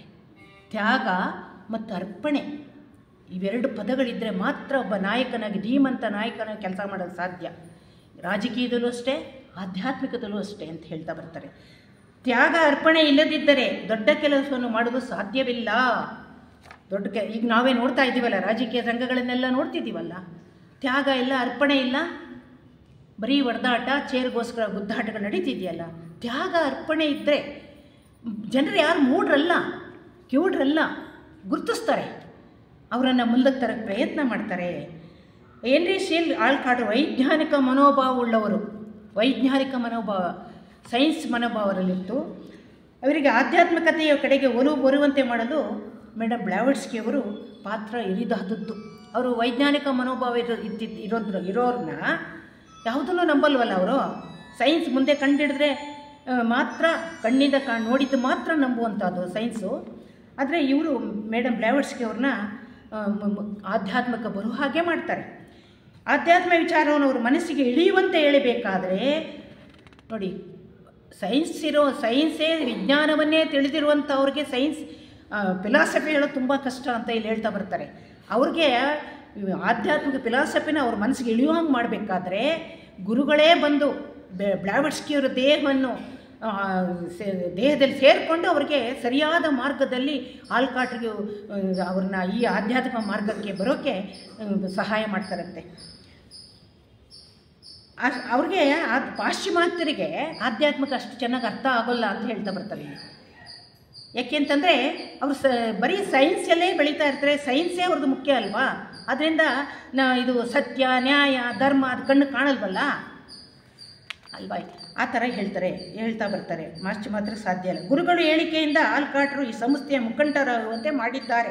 HPB ಅವರು ದೇಹವನ್ನು ಉಪಯೋಗಿಸಿಕೊಂಡು ಗುರುಗಳು ಎಲ್ಲ ಮತಗಳ ಬುನಾದಿಯಲ್ಲೂ ಸತ್ಯ ಇದೆ ಅಂತ ಹೇಳ್ತಾ ಬರ್ತಾರಂತೆ. ಯಾರು ಬ್ಲಾವಟ್ಸ್ಕಿ ಅವರು ಒಳಗಡೆ ಇರ್ತಾರಲ್ಲ ಮಹಾತ್ಮರುಗಳು, ಅದನ್ನು ಜ್ಞಾನ ನಿಧಿಗಳು ಅಧಿಕಾರಯುತವಾಗಿ ಪ್ರಪಂಚಕ್ಕೆ ಕೊಟ್ಟರು. ಆ ಜ್ಞಾನ ನಿಧಿಗಳನ್ನು ಯಾರು ಬ್ಲಾವಟ್ಸ್ಕಿ ಅವರು. ಆ ಎಲ್ಲ ಮತಗಳಲ್ಲೂ ಸತ್ಯ ಇದೆ, ಸತ್ಯನಾಸ್ತಿ ಪರೋಧರ್ಮ ಅಂತ ಇಲ್ಲಿ ಬೋರ್ಡ್ ಇರಬೇಕಲ್ಲ, ಅದೇ ಥರ ಎಲ್ಲ ಧರ್ಮದ ಒಳಗಡೆನೂ ಸತ್ಯ ಇದೆ. ಈ ಬಂದಂಥ ಅವರು ಹೊಸ ಲೀಡ್ರ್ಗಳಿರ್ತಾರಲ್ಲ, ಒರಿಜಿನಲ್ ಆಗಿ ಜೀಸಸ್ ಕ್ರೈಸ್ಟ್ ಆಗ್ಬೋದು, ಜೈನ ಮತ ಸ್ಥಾಪಕರಾಗ್ಬೋದು, ಪಾರ್ಸಿ ಮತ ಸ್ಥಾಪಕರಾಗ್ಬೋದು, ಅಲ್ಲಿ ಸತ್ಯವನ್ನೇ ಪ್ರತಿಪಾದಿಸ್ತಿರ್ತಾರೆ. ಅವರು ಬಿಟ್ಟ ಮೇಲೆ ಬೇರೆಯವರು ಬರುವವರು ತಮ್ಮದನ್ನು ಸೇರಿಸಿ ಆ ಸತ್ಯವನ್ನು ಮುಚ್ಚಾಕಿ ಇದು ತಮಗೆ ಬೇಕಾದಂಗೆ ತಿರುಚಿಬಿಡ್ತಾರೆ ಆಧ್ಯಾತ್ಮಿಕ ವಿಚಾರಗಳನ್ನು ಅಂತ ಹೇಳ್ತಾ ಬರ್ತಾರೆ. 17 ಜನ ಸದಸ್ಯರಿಂದ ನ್ಯೂಯಾರ್ಕ್ನಲ್ಲಿ ಸ್ಥಾಪನೆ ಆಯಿತು ಮೊದಲು ಅಂತ ಹೇಳ್ತಾರೆ. ಬ್ಲಾವಟ್ಸ್ಕಿ ಅವರು ಅದ್ಭುತ ಬೋಧೆ, ಬರೀ ಮಾಯೆ, ಹಿಮಾಲಯದ ಡಿಪೆಂಡ್ನಲ್ಲಿ ಮಹಾತ್ಮರಿದ್ದಾರೆ ಇದೆಲ್ಲ ಹೇಳ್ತಾ ಇರ್ತಾರಲ್ಲ ಬ್ಲಾವಟ್ಸ್ಕಿ ಅವರು ಮಾಯೆ, ಹಿಮಾಲಯದಲ್ಲಿ ಮಹಾತ್ಮರಿದ್ದಾರೆ ಇದೆಲ್ಲ ಆಲ್ಕಾಟ್ರು ನಂಬಲ್ಲ. ಅವರಿಗೆ ಸಂಶಯ, ಇದೇನಿದೆ ಹೇಳ್ತಾಳಲ್ಲ, ಮಾಯೆ ಮಾಡ್ತಾಳೆ, ಹಿಮಾಲಯದಲ್ಲಿ ಮಹಾತ್ಮರಿದ್ದಾರೆ ಅಂತ ಹೇಳ್ತಾಳೆ. ಶಿಷ್ಯರ ಮುಖಾಂತರ ಮಾನವ ಅಭ್ಯುದಯಕ್ಕಾಗಿ ಕೆಲಸ ಮಾಡುತ್ತಿರ್ತಾರೆ, ಶಿಷ್ಯರ ಮುಖಾಂತರ ಮಹಾತ್ಮರುಗಳು ಅಂತ ಹೇಳ್ತಾರೆ. ಎಷ್ಟು ಸತ್ಯ ಎಂಬುದಾಗಿ ಭಾಳ ಆಳವಾಗಿ ಕುರಿತು ಚಿಂತನೆ ಮಾಡಿದಾಗ ಅನುಮಾನ ಪರಿಹಾರ ಮಾಡುವುದ ಪರಿಹಾರ ಆಗುತ್ತೆ ಇವರಿಗೆ. ಇವರು ಯಾವಾಗಲೂ ಡೌಟ್ ಪಡ್ತಾ ಇರ್ತಾರೆ. ಇನ್ನೂ ಒಂದು ಓಲ್ಡ್ ಡೈರಿ ಲೀವ್ಸಲ್ಲಿ ನಾನು ಓದಿದ್ದೀನಿ. ಅವರು ಅವಾಗೆಲ್ಲ ಇದು ಫೋನ್ಗಳಿರಲಿಲ್ಲ, ಟೈಪಿಂಗ್ ಮಾಡಿ ಫಾರಿನರ್ಸ್ಗೆಲ್ಲ ಥಿಯಾಸಫಿ ವಿಚಾರಗಳನ್ನು ಕಳಿಸ್ಬೇಕಾಗಿರುತ್ತೆ. ಅದಕ್ಕೆ ಇಡೀ ರಾತ್ರಿ ಕೂತ್ಕೊಂಡು ಬ್ಲಾವಟ್ಸ್ಕಿ ಅವರು ಟೈಪ್ ಮಾಡ್ತಾ ಇರ್ತಾರೆ.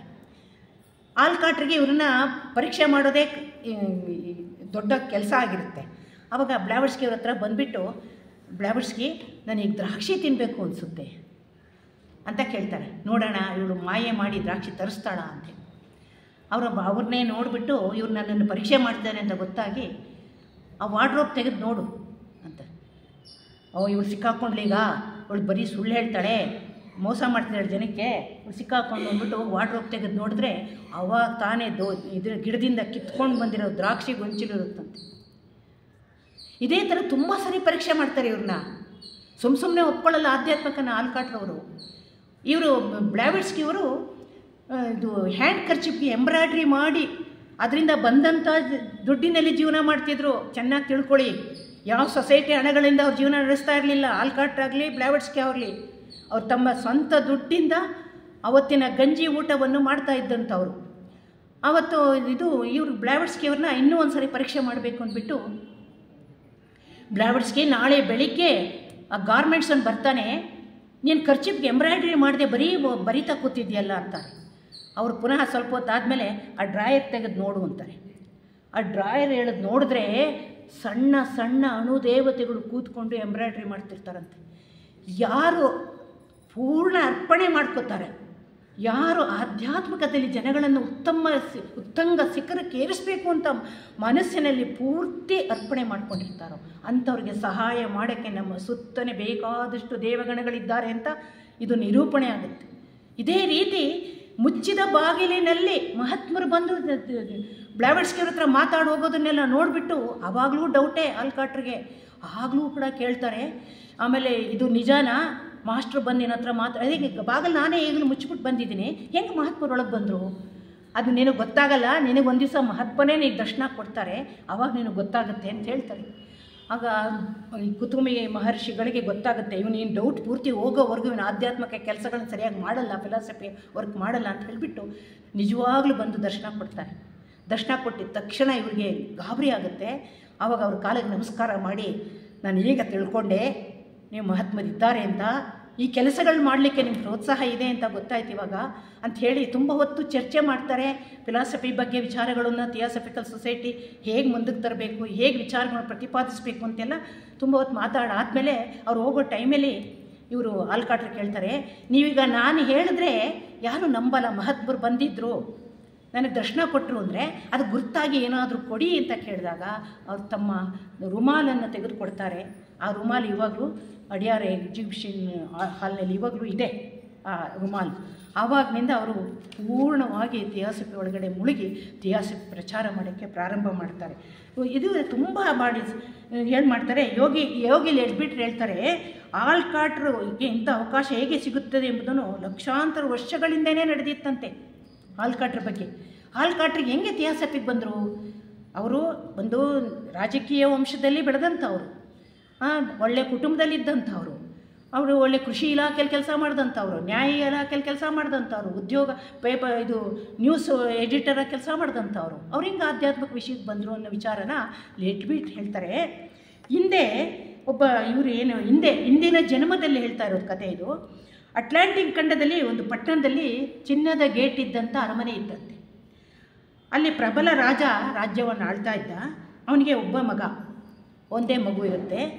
ಆದರೆ ಬುಡಕಟ್ಟಿನ ಜನಾಂಗಗಳೆಲ್ಲ ಬಂದು ಇವನ ರಾಜ್ಯವನ್ನು ಇವನು ಈ ಮಗುನ ಸಾಯಿಸಿಬಿಟ್ರೆ ಆ ರಾಜ್ಯವೆಲ್ಲ, ಈ ರಾಜನೂ ಸತ್ತೋಗ್ಬಿಡ್ತಾನೆ, ಅವಾಗ ನಮಗೆ ಆ ರಾಜ್ಯ ಸಿಗುತ್ತೆ ಅಂತ ಅವ್ರು ವಂಚಾಗ್ತಾ ಇರ್ತಾರೆ. ಇಲ್ಲಿ ಏನಾಗುತ್ತೆ ಅಂದರೆ ಇವರು ಆಲ್ಕಾಟ್ರು ಅವ್ರ ನಿಷ್ಪ್ರಿಯತೆ, ದಿಟ್ಟ ಶಕ್ತಿ, ಧೈರ್ಯದಿಂದ ಕೆಲಸ ಮಾಡೋದನ್ನೆಲ್ಲ ರಾಜ ನೋಡಿರ್ತಾನಲ್ವಾ. ಅವರೇನು ಮಾಡ್ತಾರೆ, ಅಯ್ಯೋ ಇವನಾದರೆ ನನ್ನ ಮಗನ ಸರಿಯಾಗಿ ಕಾಯ್ತಾನೆ ಅಂಥೇಳಿ ಬಾಡಿಗಾರ್ಡಾಗಿ ಇಟ್ಟಕ್ಕೋಸ್ಕರ, ನೋಡಪ್ಪ ಇವತ್ತಿನ ನಾನೇನು ನನ್ನ ಮಗನ ನೀನು ಜೋಪಾನವಾಗಿ ನೋಡ್ಕೋಬೇಕು ಅಂತ ಅವ್ರ ಮಗನ್ನ ನೋಡ್ಕೊಳಕ್ಕೆ ಬಿಡ್ತಾರೆ. ಒಂದಿನ ಏನಾಗುತ್ತೆ, ಆ ಮಗು ಗಲಾಟೆ ಮಾಡುತ್ತೆ, ಅಯ್ಯೋ ನಾನು ಅರಮನೆಯಲ್ಲೇ ಇದ್ದು ಬೇಜಾರಾಗಿದೆ, ನಾನು ಸ್ವಲ್ಪ ಗಾರ್ಡನ್ ಕರ್ಕೊಂಡು ಹೋಗು ಅಂತ. ಸರಿ ಅಂದ್ಬಿಟ್ಟು ಗಾರ್ಡನ್ಗೆ ಆಲ್ಕಾಟ್ರು ಕರ್ಕೊಂಡು ಹೋಗ್ತಾರೆ. ಅಲ್ಲಿ ಬುಡಕಟ್ಟು ಜನಾಂಗ ಇರ್ತಾರಲ್ಲ, ಅವ್ರು ಕಾಯ್ತಾ ಇರ್ತಾರೆ, ಮಗು ಯಾವಾಗ ಈಚೆಗೆ ಬರುತ್ತೋ ಅದನ್ನು ಕೊಂದು ಬಿಡೋಣ ಅಂಥೇಳಿ. ಅದು ಈ ಆಲ್ಕಾಟ್ರು ಬಂದ ತಕ್ಷಣ ಅವರೆಲ್ಲ ಬಂದು ಮುತ್ತಿಗೆ ಹಾಕ್ತಾರೆ. ಅಷ್ಟೂ ಜನನ್ನು ಎದುರಿಸಿ ಇವರು ಬೇಕಾದಷ್ಟು ಇಟ್ಟು ತಿಂದು ರಕ್ತ ಹರಿತಾ ಇರುತ್ತಂತೆ ಮೈನಲ್ಲಿ. ಆ ಮಗುನ ಕಾಪಾಡ್ಕೊಂಡು ಎತ್ಕೊಂಡು ಓಡೋಡಿ ಬಂದು ರಾಜನ ಮುಂದೆ ನಿಲ್ಲಿಸಿ ಪ್ರಾಣ ಬಿಡೋ ಟೈಮು. ಆವಾಗ ರಾಜ ಕೇಳ್ತಾನಂತೆ, ಏನಪ್ಪ ನಿನಗೆ ನನ್ನಿಂದ ಏನಾಗಬೇಕಾಗಿದೆ? ನೀನು ಇಷ್ಟೊಂದು ನನ್ನ ಮಗನ ಕಾಪಾಡಿದ್ಯಾ, ನಿನ್ನ ಮೈಯೆಲ್ಲ ರಕ್ತ ಹರಿತಾ ಇದೆ, ನೀನು ಕೊನೆಯ ಉಸಿರು ಎಳೀತಾ ಇದೆಯಾ, ನನ್ನಿಂದ ನಿನಗೆ ಏನು ಬೇಕಾಗಿದೆ ಹೇಳು ಅಂದರೆ, ನಿಮ್ಮ ಮುಂದಿನ ಜನ್ಮಗಳಲ್ಲೂ ಕೂಡ ನಿಮ್ಮ ಮಗನ ಸೇವೆ, ನಿಮ್ಮ ಸೇವೆ ಮಾಡುವ ಒಂದು ಅವಕಾಶವನ್ನು ನನಗೆ ಕೊಡಿ ಅಂತ ಹೇಳಿ ತನ್ನ ರಕ್ತವನ್ನು ಅವರ ಪಾದಕ್ಕಿಟ್ಟು ಆ ರಕ್ತದ ತಿಲಕವನ್ನು ಮಗುಗಿಟ್ಟುಬಿಟ್ಟು ಸತ್ತೋಗ್ತಾರಂತೆ. ಇವರೇ ಕುತುಮಿ ಮಹರ್ಷಿಗಳು, ರಾಜ ಬ್ಲಾವೆಟ್ಸ್ಕಿಯವರೇ ಮಗನಾಗಿದ್ದಂಥವ್ರು ಅಂತ ಲೆಟ್ಬಿಟ್ರು ಒಂದು ಕಡೆ ಬರೀತಾರೆ.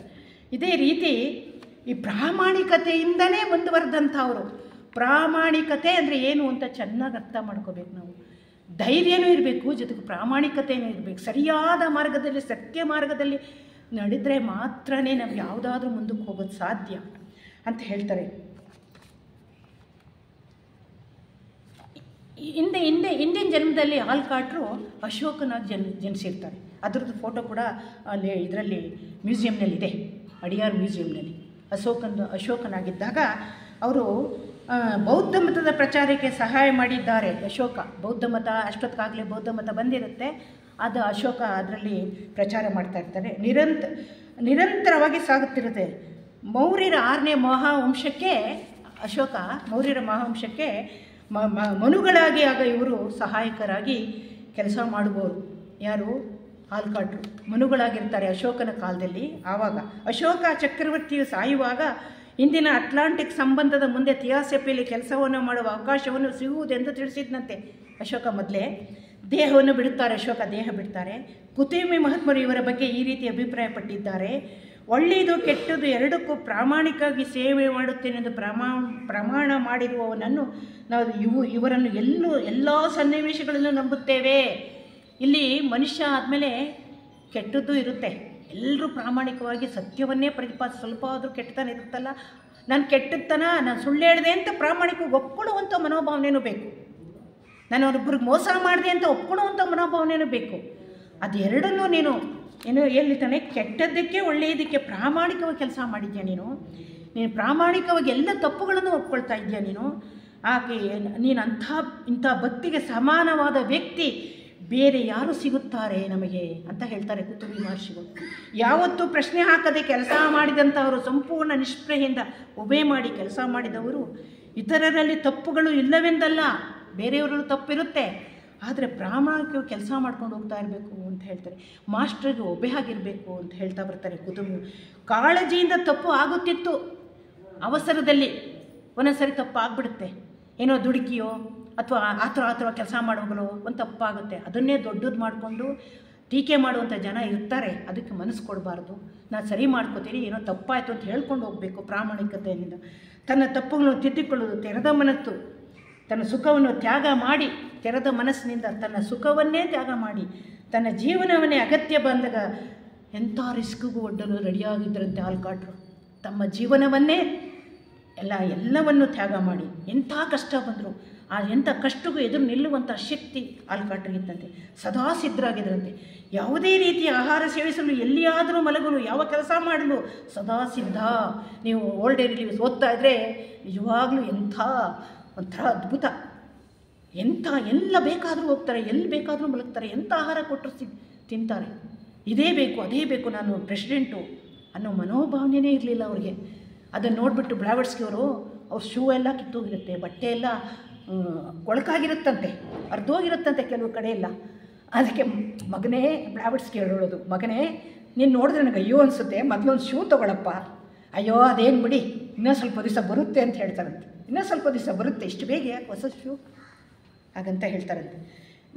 ಉನ್ನತ ಧ್ಯೇಯಕ್ಕೆ ತನ್ನ ವ್ಯಕ್ತಿ ಸುಖವನ್ನು ಕೊಟ್ಟು ಕಷ್ಟಗಳನ್ನು ಸರ್ವತಾ ಸಿದ್ಧರಾಗಿದ್ದಾರೆ ಎಂಬುದಾಗಿ ಮಹಾತ್ಮ ಕುತುಬಿಗಳು ಹೇಳಿದ್ದಾರೆ. ಎಂಥ ಸಮಯದಲ್ಲೂ ತನ್ನ ಧ್ಯೇಯವನ್ನು ಬಿಡಲಿಲ್ಲ ವ್ಯಕ್ತಿ. ಎಂಥ ಕಷ್ಟ ಬಂದರು ಇಂಥ ವ್ಯಕ್ತಿಯನ್ನು ಅಮೇರಿಕಕ್ಕೆ ಹೋಗಿ ಹುಡುಕು ಎಂದು ಮೇಡಮ್ ಬ್ಲಾವರ್ಸ್ಕಿಯರೇ ಕಳಿಸ್ತಾರೆ ಫಸ್ಟು. ಇಂಥ ವ್ಯಕ್ತಿ ಎಲ್ಲೂ ಸಿಗೋಲ್ಲ, ನೀನು ಬ್ಲಾವರ್ಸ್ಕಿ ಅವರಿಗೆ ಅಮೇರಿಕಾಗೆ ಹೋಗಿ ಹುಡುಕು ಅಂತ. ತೀಕ್ಷ್ಣವಾದ ಸಾಮರ್ಥ್ಯ, ಅತ್ಯಂತ ಹೆಚ್ಚಿನ ಕೆಲಸ ಮಾಡುವ ಶಕ್ತಿ ಮತ್ತು ನಿಸ್ವಾರ್ಥತೆ. HPB ಹೇಳಿದಂತೆ ಹೊರಗೆ ಎಲ್ಲೂ ನೋಡಿಲ್ಲ. ಇಂಥ ತೀಕ್ಷ್ಣವಾದ ಬುದ್ಧಿ ಅಂತಂದರೆ ತಕ್ಷಣ ಆಳವಾಗಿ ಇಳಿದು ನೋಡುವಂಥ ಗುಣ. ಮೇಲ್ಮೇಲೆ ನೋಡಿಕೊಂಡು ಇವ್ರು ಹಾಗೆ ಇವ್ರು ಹೀಗೆ ಏನೋ ತಪ್ಪು ಮಾಡಿದವ್ರ ಬಗ್ಗೆ ತಕ್ಷಣವೇ ಹೇಳ್ಬಿಡ್ತೀವಿ. ಅವ್ರು ಯಾತಕ್ಕೆ ತಪ್ಪು ಮಾಡಿದ್ರು, ಅವ್ರ ಒಳಗಡೆ ಏನಿದೆ, ಯಾವ ಸಂದರ್ಭದಲ್ಲಿ ಅವ್ರು ತಪ್ಪು ಮಾಡಿದ್ರು ಅಂತ ತೀಕ್ಷ್ಣವಾಗಿ ನೋಡುವ ಗುಣವನ್ನು ಬೆಳೆಸ್ಕೋಬೇಕು ಅನ್ನೋ ವಿಚಾರ ಇಲ್ಲಿ ಹೇಳ್ತಾ ಬರ್ತಾರೆ. ಇಂಥವರು ನಿಸ್ವಾರ್ಥತೆ, ಸ್ವಾರ್ಥ ಒಂದು ಸ್ವಲ್ಪನೂ ಇರಲಿಲ್ಲ ಇವರಲ್ಲಿ. ಅಂಥವರು ಎಲ್ಲಿ ಹುಡುಕಿದ್ರು ಸಿಕ್ಕೋಲ್ಲ ಅಂತಾರೆ. IC ಸನ್ವೀಲ್ಡ್ ಬರೆಯುವಾಗಲೂ ಕೂಡ ಆಲ್ಕಾಟ್ರು ಅವ್ರಿಗೆ ಸಹಾಯ ಮಾಡ್ತಾರೆ.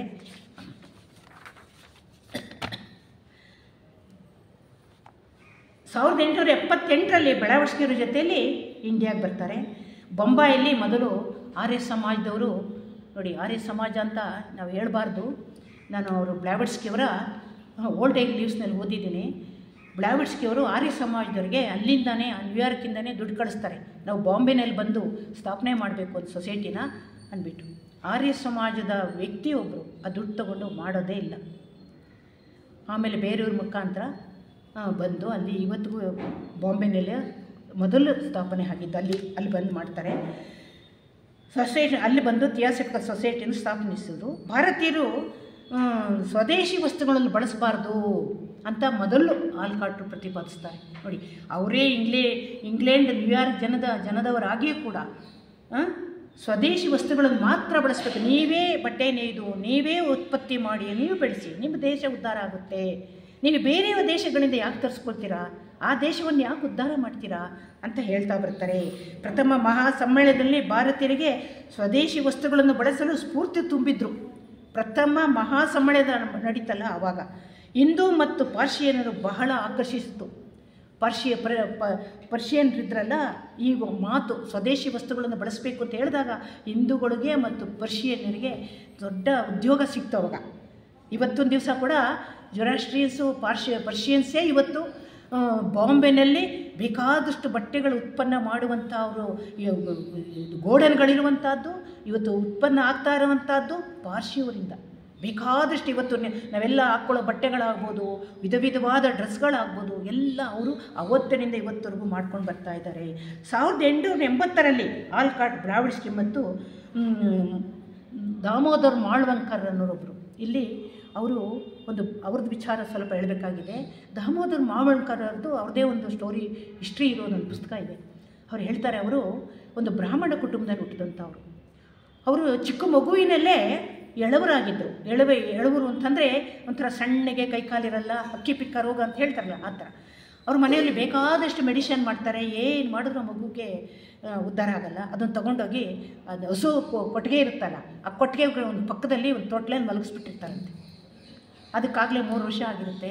ಆಗ ಮಹಾತ್ಮ ಕುಟುಂಬಿಗಳು ಹೋಗಿ ಅವರಿಗೆ ಮಗುಗೆ ದರ್ಶನ ಕೊಟ್ಟು ಅದನ್ನು ಅವ್ರ ತಂದೆ ತಾಯಿಗೂ ದರ್ಶನ ಕೊಟ್ಟು, ಈ ಮಗು ಸಾಧಾರಣ ಮಗು ಅಲ್ಲ, ಅದು ಇಂದಿನ ಕರ್ಮದ ಶೇಷವನ್ನು ಈಗ ಮಗು ಅನುಭವಿಸ್ತಾ ಇದೆ, ಅದು ಮುಗ್ದೋಗುತ್ತೆ ಅಂತ ಹೇಳಿ ಆ ಮಗುಗೆ ಜೀವನ ಸರಿ ಮಾಡಿ ಅವರು ದಾಮೋದರ್ ಮಾಳ್ವಂಕರ್ನವರು ಥಿಯಾಸಫಿಕಲ್ ಸೊಸೈಟಿ ಬರ್ತಾರೆ. ಅವರು ಬೇಕಾದಷ್ಟು ಕೆಲಸ ಮಾಡ್ತಾರೆ.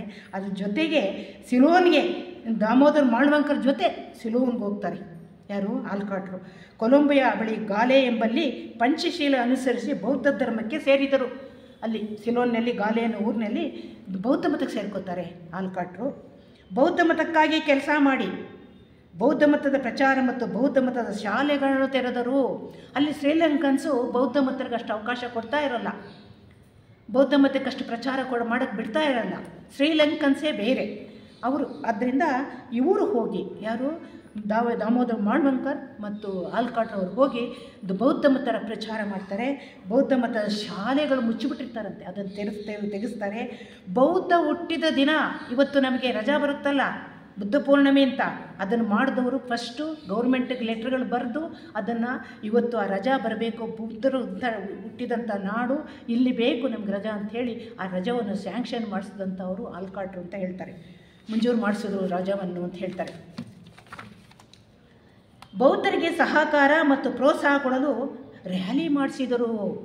ಬೌದ್ಧರಿಗೆ ತುಂಬ ತೊಂದರೆ ಕೊಡ್ತಾ ಇರ್ತಾರಲ್ಲ ಶ್ರೀಲಂಕನ್ಸು, ಅಲ್ಲಿ ಜನಗಳನ್ನ ಬೌದ್ಧರನ್ನೆಲ್ಲ ಸೇರಿಸ್ಕೊಂಡು ಎಲ್ಲ ಮೆರವಣಿಗೆ ಮಾಡಿ ರ್ಯಾಲಿ ಮಾಡಿ ಅದಕ್ಕಾಗಿ ಬೌದ್ಧರ ಪ್ರಭೇದಗಳನ್ನು ಕಾಣುವ ಬಣ್ಣಗಳುಳ್ಳ ಧ್ವಜವನ್ನೇ ನಿರ್ಮಾಣ ಮಾಡಿದ್ರಂತೆ.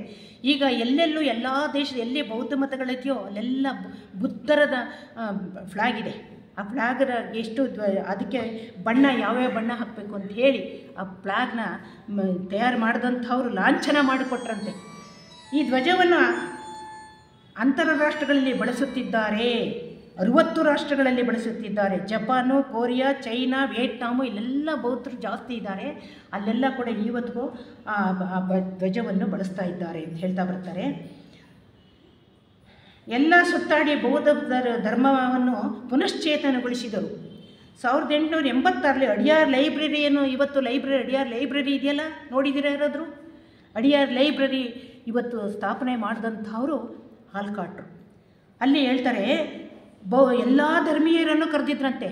ಅದನ್ನು ಅಡಿಯಾರ್ ಲೈಬ್ರರಿನ ಓಪನ್ ಮಾಡಬೇಕಾದ್ರೆ ಎಲ್ಲ ಧರ್ಮೀಯರು, ಜೊರಾಸ್ಟ್ರಿಯನ್ನು, ಕ್ರಿಶ್ಚಿಯನ್ನು, ಬೌದ್ಧರು, ಪಾರ್ಸಿಗಳು, ಮುಸ್ಲಿಮ್ಸು, ಇವತ್ತು ನಾವು ಅದಕ್ಕೆ ಈ ಒಂದು ಫೆಡ್ರೇಷನ್ ಕಾರ್ಯಕ್ರಮ ಆಗಬೇಕಾದ್ರೆ ಸಪ್ತ ಮತಗಳ ಪ್ರಾರ್ಥನೆ ಇವತ್ತಿಗೂ ನಾವು ಮಾಡೋದು ಅದೇ ಉದ್ದೇಶ. ಅದರಿಂದ ಎಲ್ಲ ಮತದ ಪೂಜಾರಿಗಳನ್ನೆಲ್ಲ ಕರೆದು ಮುಸ್ಲಿಂ ಮತದಲ್ಲಿ ಕ್ರಿಶ್ಚಿಯನ್ನು ಕರೆಸಿ ವಿಶ್ವದ ವೈಶಿಷ್ಟ್ಯತೆ ಪೂರ್ಣವಾಗಿ ಲೈಬ್ರರಿಯನ್ನು ಉದ್ಘಾಟಿಸಿದರು. ಉತ್ಕೃಷ್ಟವಾಗಿ ಮಾಡಿದ್ರಂತೆ. ಎಲ್ಲ ಮತಗಳು ಬರಬೇಕು, ಎಲ್ಲ ಮತ ಗ್ರಂಥಗಳು ಇದೆ ಇಲ್ಲಿ ಇವತ್ತಿಗೂ ಲೈಬ್ರರಿಯಲ್ಲಿ. ನೀವು ಒಳಗಡೆ ಎಲ್ಲ ಹೋಗಿ ನೋಡಿದ್ರೆ ಎಷ್ಟು ಸಣ್ಣ ಗ್ರಂಥಗಳಲ್ಲಿ ಮತ್ತು ತಾಳೆಗರಿಗಳು, ಬುದ್ಧರ ಕಾಲದ ತಾಳೆಗರಿಗಳನ್ನು ಕೂಡ ಇವತ್ತು ಪ್ರಿಸರ್ವ್ ಮಾಡಿಟ್ಟಿದ್ದಾರೆ. ನಾನು ಅಲ್ಲಿದ್ದಾಗ ಫಾರಿನರ್ಸ್ ಎಲ್ಲ ಬಂದಿದ್ದರು, ರಾಧಾಜಿಯವ್ರ ಜೊತೆ ಮೀಟಿಂಗ್ ನಡೀತು. ಅದನ್ನು ಪ್ರಿಸರ್ವ್ ಮಾಡುವಂಥ ಮೆಥಡ್ನ ಸೈಂಟಿಫಿಕ್ಕಾಗಿ ಬಂದು ತುಂಬ ಚರ್ಚೆ ನಡೆದು ಅದಕ್ಕೆ ಹುಳುಗಳು ಹಿಡಿದೇ ಇರೋ ರೀತಿ ಆಮೇಲೆ ಮೆಡಿಷನ್ನು ಅಲ್ಲ, ಅದೇನೋ ಬೇರೆ ಮೆಥಡಲ್ಲಿ ಮಾಡಿದ್ದನ್ನು ನಾನೇ ನೋಡಿದೆ, ಕರ್ಕೊಂಡೋಗಿದ್ರು ಎಲ್ಲರೂ. ಅಲ್ಲಿ ಇವತ್ತಿಗೂ ಆ ತಾಳೆಗರಿಗಳು ಇವತ್ತಿಗೂ ಇದೆ, ಬುದ್ಧರ ತತ್ವಗಳಿದೆ ತಾಳೆಗರಿಗಳಲ್ಲಿ ಮಾಡಿ. ಅವರನ್ನೆಲ್ಲ ಕೂಡಿಕೊಂಡು ಉಪಾಧ್ಯಾಯನ ಬೇಕಾದರೆ, ಇದನ್ನೆಲ್ಲ ತಿಳಿಬೇಕಾದ್ರೆ ಲೈಬ್ರರಿಯಲ್ಲಿ ವಿಚಾರಗಳನ್ನು ಸರಿಯಾಗಿ ತಿಳ್ಕೊಬೇಕು, ಪುಸ್ತಕಗಳನ್ನು ಯಾವ ರೀತಿ ಜೋಡಿಸ್ಬೇಕು, ಪುಸ್ತಕಗಳು ಯಾವ ರೀತಿ ಕ್ಯಾಲ್ಕುಲೇಟರ್ ಆಗಿ ಅದನ್ನು ಸರಿಯಾಗಿ ಇಡಬೇಕು ಅನ್ನೋ ವಿಚಾರಗಳನ್ನೆಲ್ಲ ಒಂದು ಕ್ಲಾಸೇ ತಗೊಂಡು ಜನಗಳಿಗೆಲ್ಲ ಹೇಳ್ತಾ ಬರ್ತಾಯಿದ್ರಂತೆ. ಕೆಲವು ಸಾರಿ ಅನೇಕ ಆಟ ಪಾಠಗಳನ್ನು ಹೇಳ್ಕೊಡ್ತಿದ್ರಂತೆ. ಇವರು ಏನು ಮಾಡ್ತಾರೆ ಅಂದರೆ, ಇವತ್ತು ಆಲ್ಕಾಟ್ ಮೆಮೋರಿಯಲ್ ಸ್ಕೂಲ್ ಅಂತ ಅಡಿಯಾರ್ನಲ್ಲಿದೆ ಇವತ್ತಿಗೂ. ಅಲ್ಲೇನಾಗುತ್ತೆ, ಇವರು ಬೆಸ್ತರು ಕುಟುಂಬದವರು, ಮೀನುಗಾರಿಕೆ ಇಲಾಖೆಯವರು, ತುಂಬ ಕಡು ಬಡವರು. ಅವರನ್ನೆಲ್ಲ ಮಕ್ಕಳನ್ನೆಲ್ಲ ಪಾಪ ವಿದ್ಯೆ ಇಲ್ಲದೆ ಅಲ್ದಾಡ್ತಿದ್ದು ಮಕ್ಕಳಿಗೋಸ್ಕರ ಆಲ್ಕಾಟು ತಾವು ದುಡಿದಂಥ ದುಡ್ಡುಗಳಲ್ಲಿ ಆ ಸ್ಕೂಲ್ನ ಓಪನ್ ಮಾಡ್ತಾರೆ. ಇವತ್ತು ಅದು ಬಹಳ ಬೃಹದಾಕಾರವಾಗಿ ಬೆಳೆದಿದೆ. ಅದು ಬೇರೆ ಬೇರೆ ಕಡೆಯೂ ಇದೆ. ಆದರೆ ನಮ್ಮ ಅಡಿಯಾರ್ ಗಾರ್ಡನ್ನಲ್ಲೇ ಆಲ್ಕಾಟ್ ಮೆಮೋರಿಯಲ್ ಸ್ಕೂಲ್ ಇದೆ. ಆ ಸ್ಕೂಲ್ನಲ್ಲಿ ಇವರು ಮಕ್ಕಳನ್ನೆಲ್ಲ ಕರ್ಕೊಂಡೋಗಿ ಅವ್ರಿಗೆ ಆಟ ಆಡಿಸೋದು, ಆ ನದಿನಲ್ಲಿ ಸಮುದ್ರದಲ್ಲಿ ಈಜಾಡಿಸೋದು, ಅದು ಒಂದು ಕಡೆ ಕಾಮಿಡಿಯಾಗಿ ಬರೀತಾರೆ. ಅವರು ಮಕ್ಕಳನ್ನ ರಮಿಸೋದಕ್ಕೋಸ್ಕರ ಅವ್ರಿಗೆ ಹೊಟ್ಟೆ ಸ್ವಲ್ಪ ಇತ್ತು, ಗಡ್ಡ ಇತ್ತು, ಅವರು ಪೇಪರ್ನ ಬಾಯಿಗೆ ಇಟ್ಕೊಂಡು ಸಿಗರೇಟ್ ಥರ ಸೇದೋದು. ಅವಾಗ ಅವ್ರು ಗಣೇಶನ ಥರ ಕಾಣೋರಂತೆ ಎಲ್ರಿಗೂ. ಅಯ್ಯೋ ಗಣೇಶ ಬಂದ ಅಂತ ಹೇಳೋರಂತೆ. ಅದೇ ರೀತಿ ಇದೇ ರೀತಿ ತಲೆ ಮೇಲೆ ಟೋಪಿ, ಅವ್ರದ್ದು ಆಕಾರ ಹೇಳ್ತಾರೆ ಇಲ್ಲಿ, ಡುಮ್ಮು ಹೊಟ್ಟೆ, ಗಡ್ಡ, ತಲೆ ಮೇಲೆ ಒಂದು ಟೋಪಿ, ಈ ಥರ ಇತ್ತು. ಅವರನ್ನು ನೋಡಿ ನಗ್ತಾ ಇದ್ರಂತೆ ಎಲ್ಲರೂ. ಒಂಥರ ಕಾಮಿಡಿ ಅಂತಾರೆ, ಅವ್ರ ಕಣ್ಣು ಕಾಣ್ತಾ ಇತ್ತಂತೆ ಆಲ್ಕಾಟ್ರು. ಮೀನುಗಾರರನ್ನು ಕರೆದು ಸಿಹಿ ಹಂಚುತ್ತಿದ್ದರು. HPB ಒಂದು ಸಾರಿ ಅವರ ಸರಳತೆ ಬಗ್ಗೆ ಹೇಳುತ್ತಾ, ಅವರ ಬಳಿ ಒಂದು ಜೊತೆ ಶೂ ಕೊಂಡುಕೊಳ್ಳಲು ದುಡ್ಡು ಇರುತ್ತಿರಲಿಲ್ಲ. ಅವರು ದುಡ್ಡನ್ನು ಎಲ್ಲ ದುಡ್ಡನ್ನು ಸೊಸೈಟಿ ಅಭಿವೃದ್ಧಿಗೆ ಉಪಯೋಗಿಸ್ತಾ ಇದ್ರು ಅಂತ ಹೇಳ್ತಾರೆ.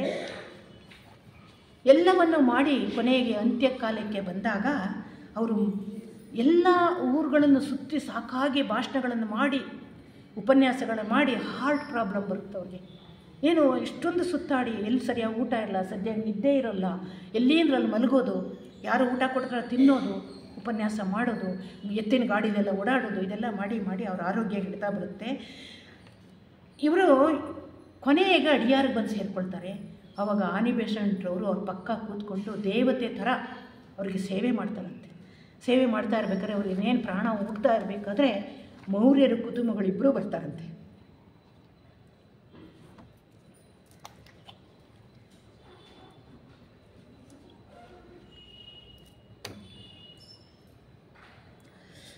ಫೆಬ್ರವರಿ 17 ಬೆಳಗ್ಗೆ 17 1907 ಬೆಳಿಗ್ಗೆ 7:15ಕ್ಕೆ ಸರಿಯಾಗಿ 3 ಜನ ಗುರುಗಳು ಅವರಿಗೆ ದರ್ಶನ ಕೊಟ್ಟರು. ಆಗ ಕೂಡಲೇ ಗುರುಗಳು ನೋಡಿದ ಕೂಡಲೇ ನಿತ್ರಾಣವಾಗಿದ್ದರೂ ಕೂಡ ಸಾಧ್ಯವಿಲ್ಲದ ಸ್ಥಿತಿಯಲ್ಲಿಯೂ ಹಾಸಿಗೆಯಿಂದ ಎದ್ದು ಯಾರ ಸಹಾಯವಿಲ್ಲದೆ ಅವರ ಕಾಲುಗಳೇ ಉರುಳುತ್ತಾರಂತೆ. ಆಗ ಕುಟುಂಬಿಗಳು ಮಾಸ್ಟರ್ ಎಮ್ಮು ಅವರ ಪಾದಗಳಿಗೆ ಬಿದ್ದಾಗ ಅವರು ಭುಜ ಹಿಡಿದು ಮೇಲಕ್ಕೆತ್ತಿ ಮಂಚದ ಮೇಲೆ ಮಲಗಿಸ್ತಾರಂತೆ. ಅವರಿಗೆ KH ಗುರುಗಳು ತಲೆದಿಂಬಿಡ್ತಾರಂತೆ.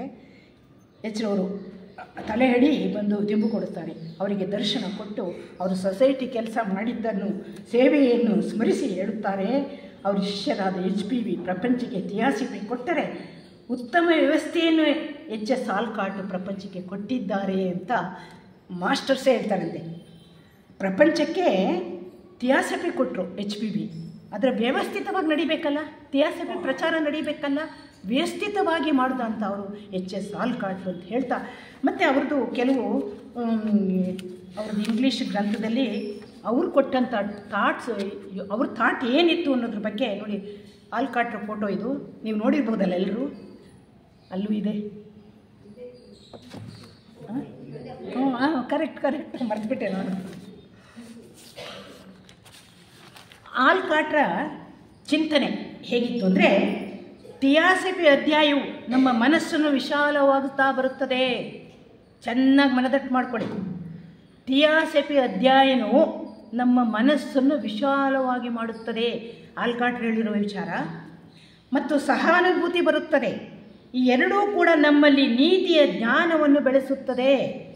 ಈ ನೀತಿಯು ಜ್ಞಾನ ಎರಡು ರೀತಿಯಲ್ಲಿ ಪ್ರಕಟಗೊಳ್ಳುತ್ತದೆ.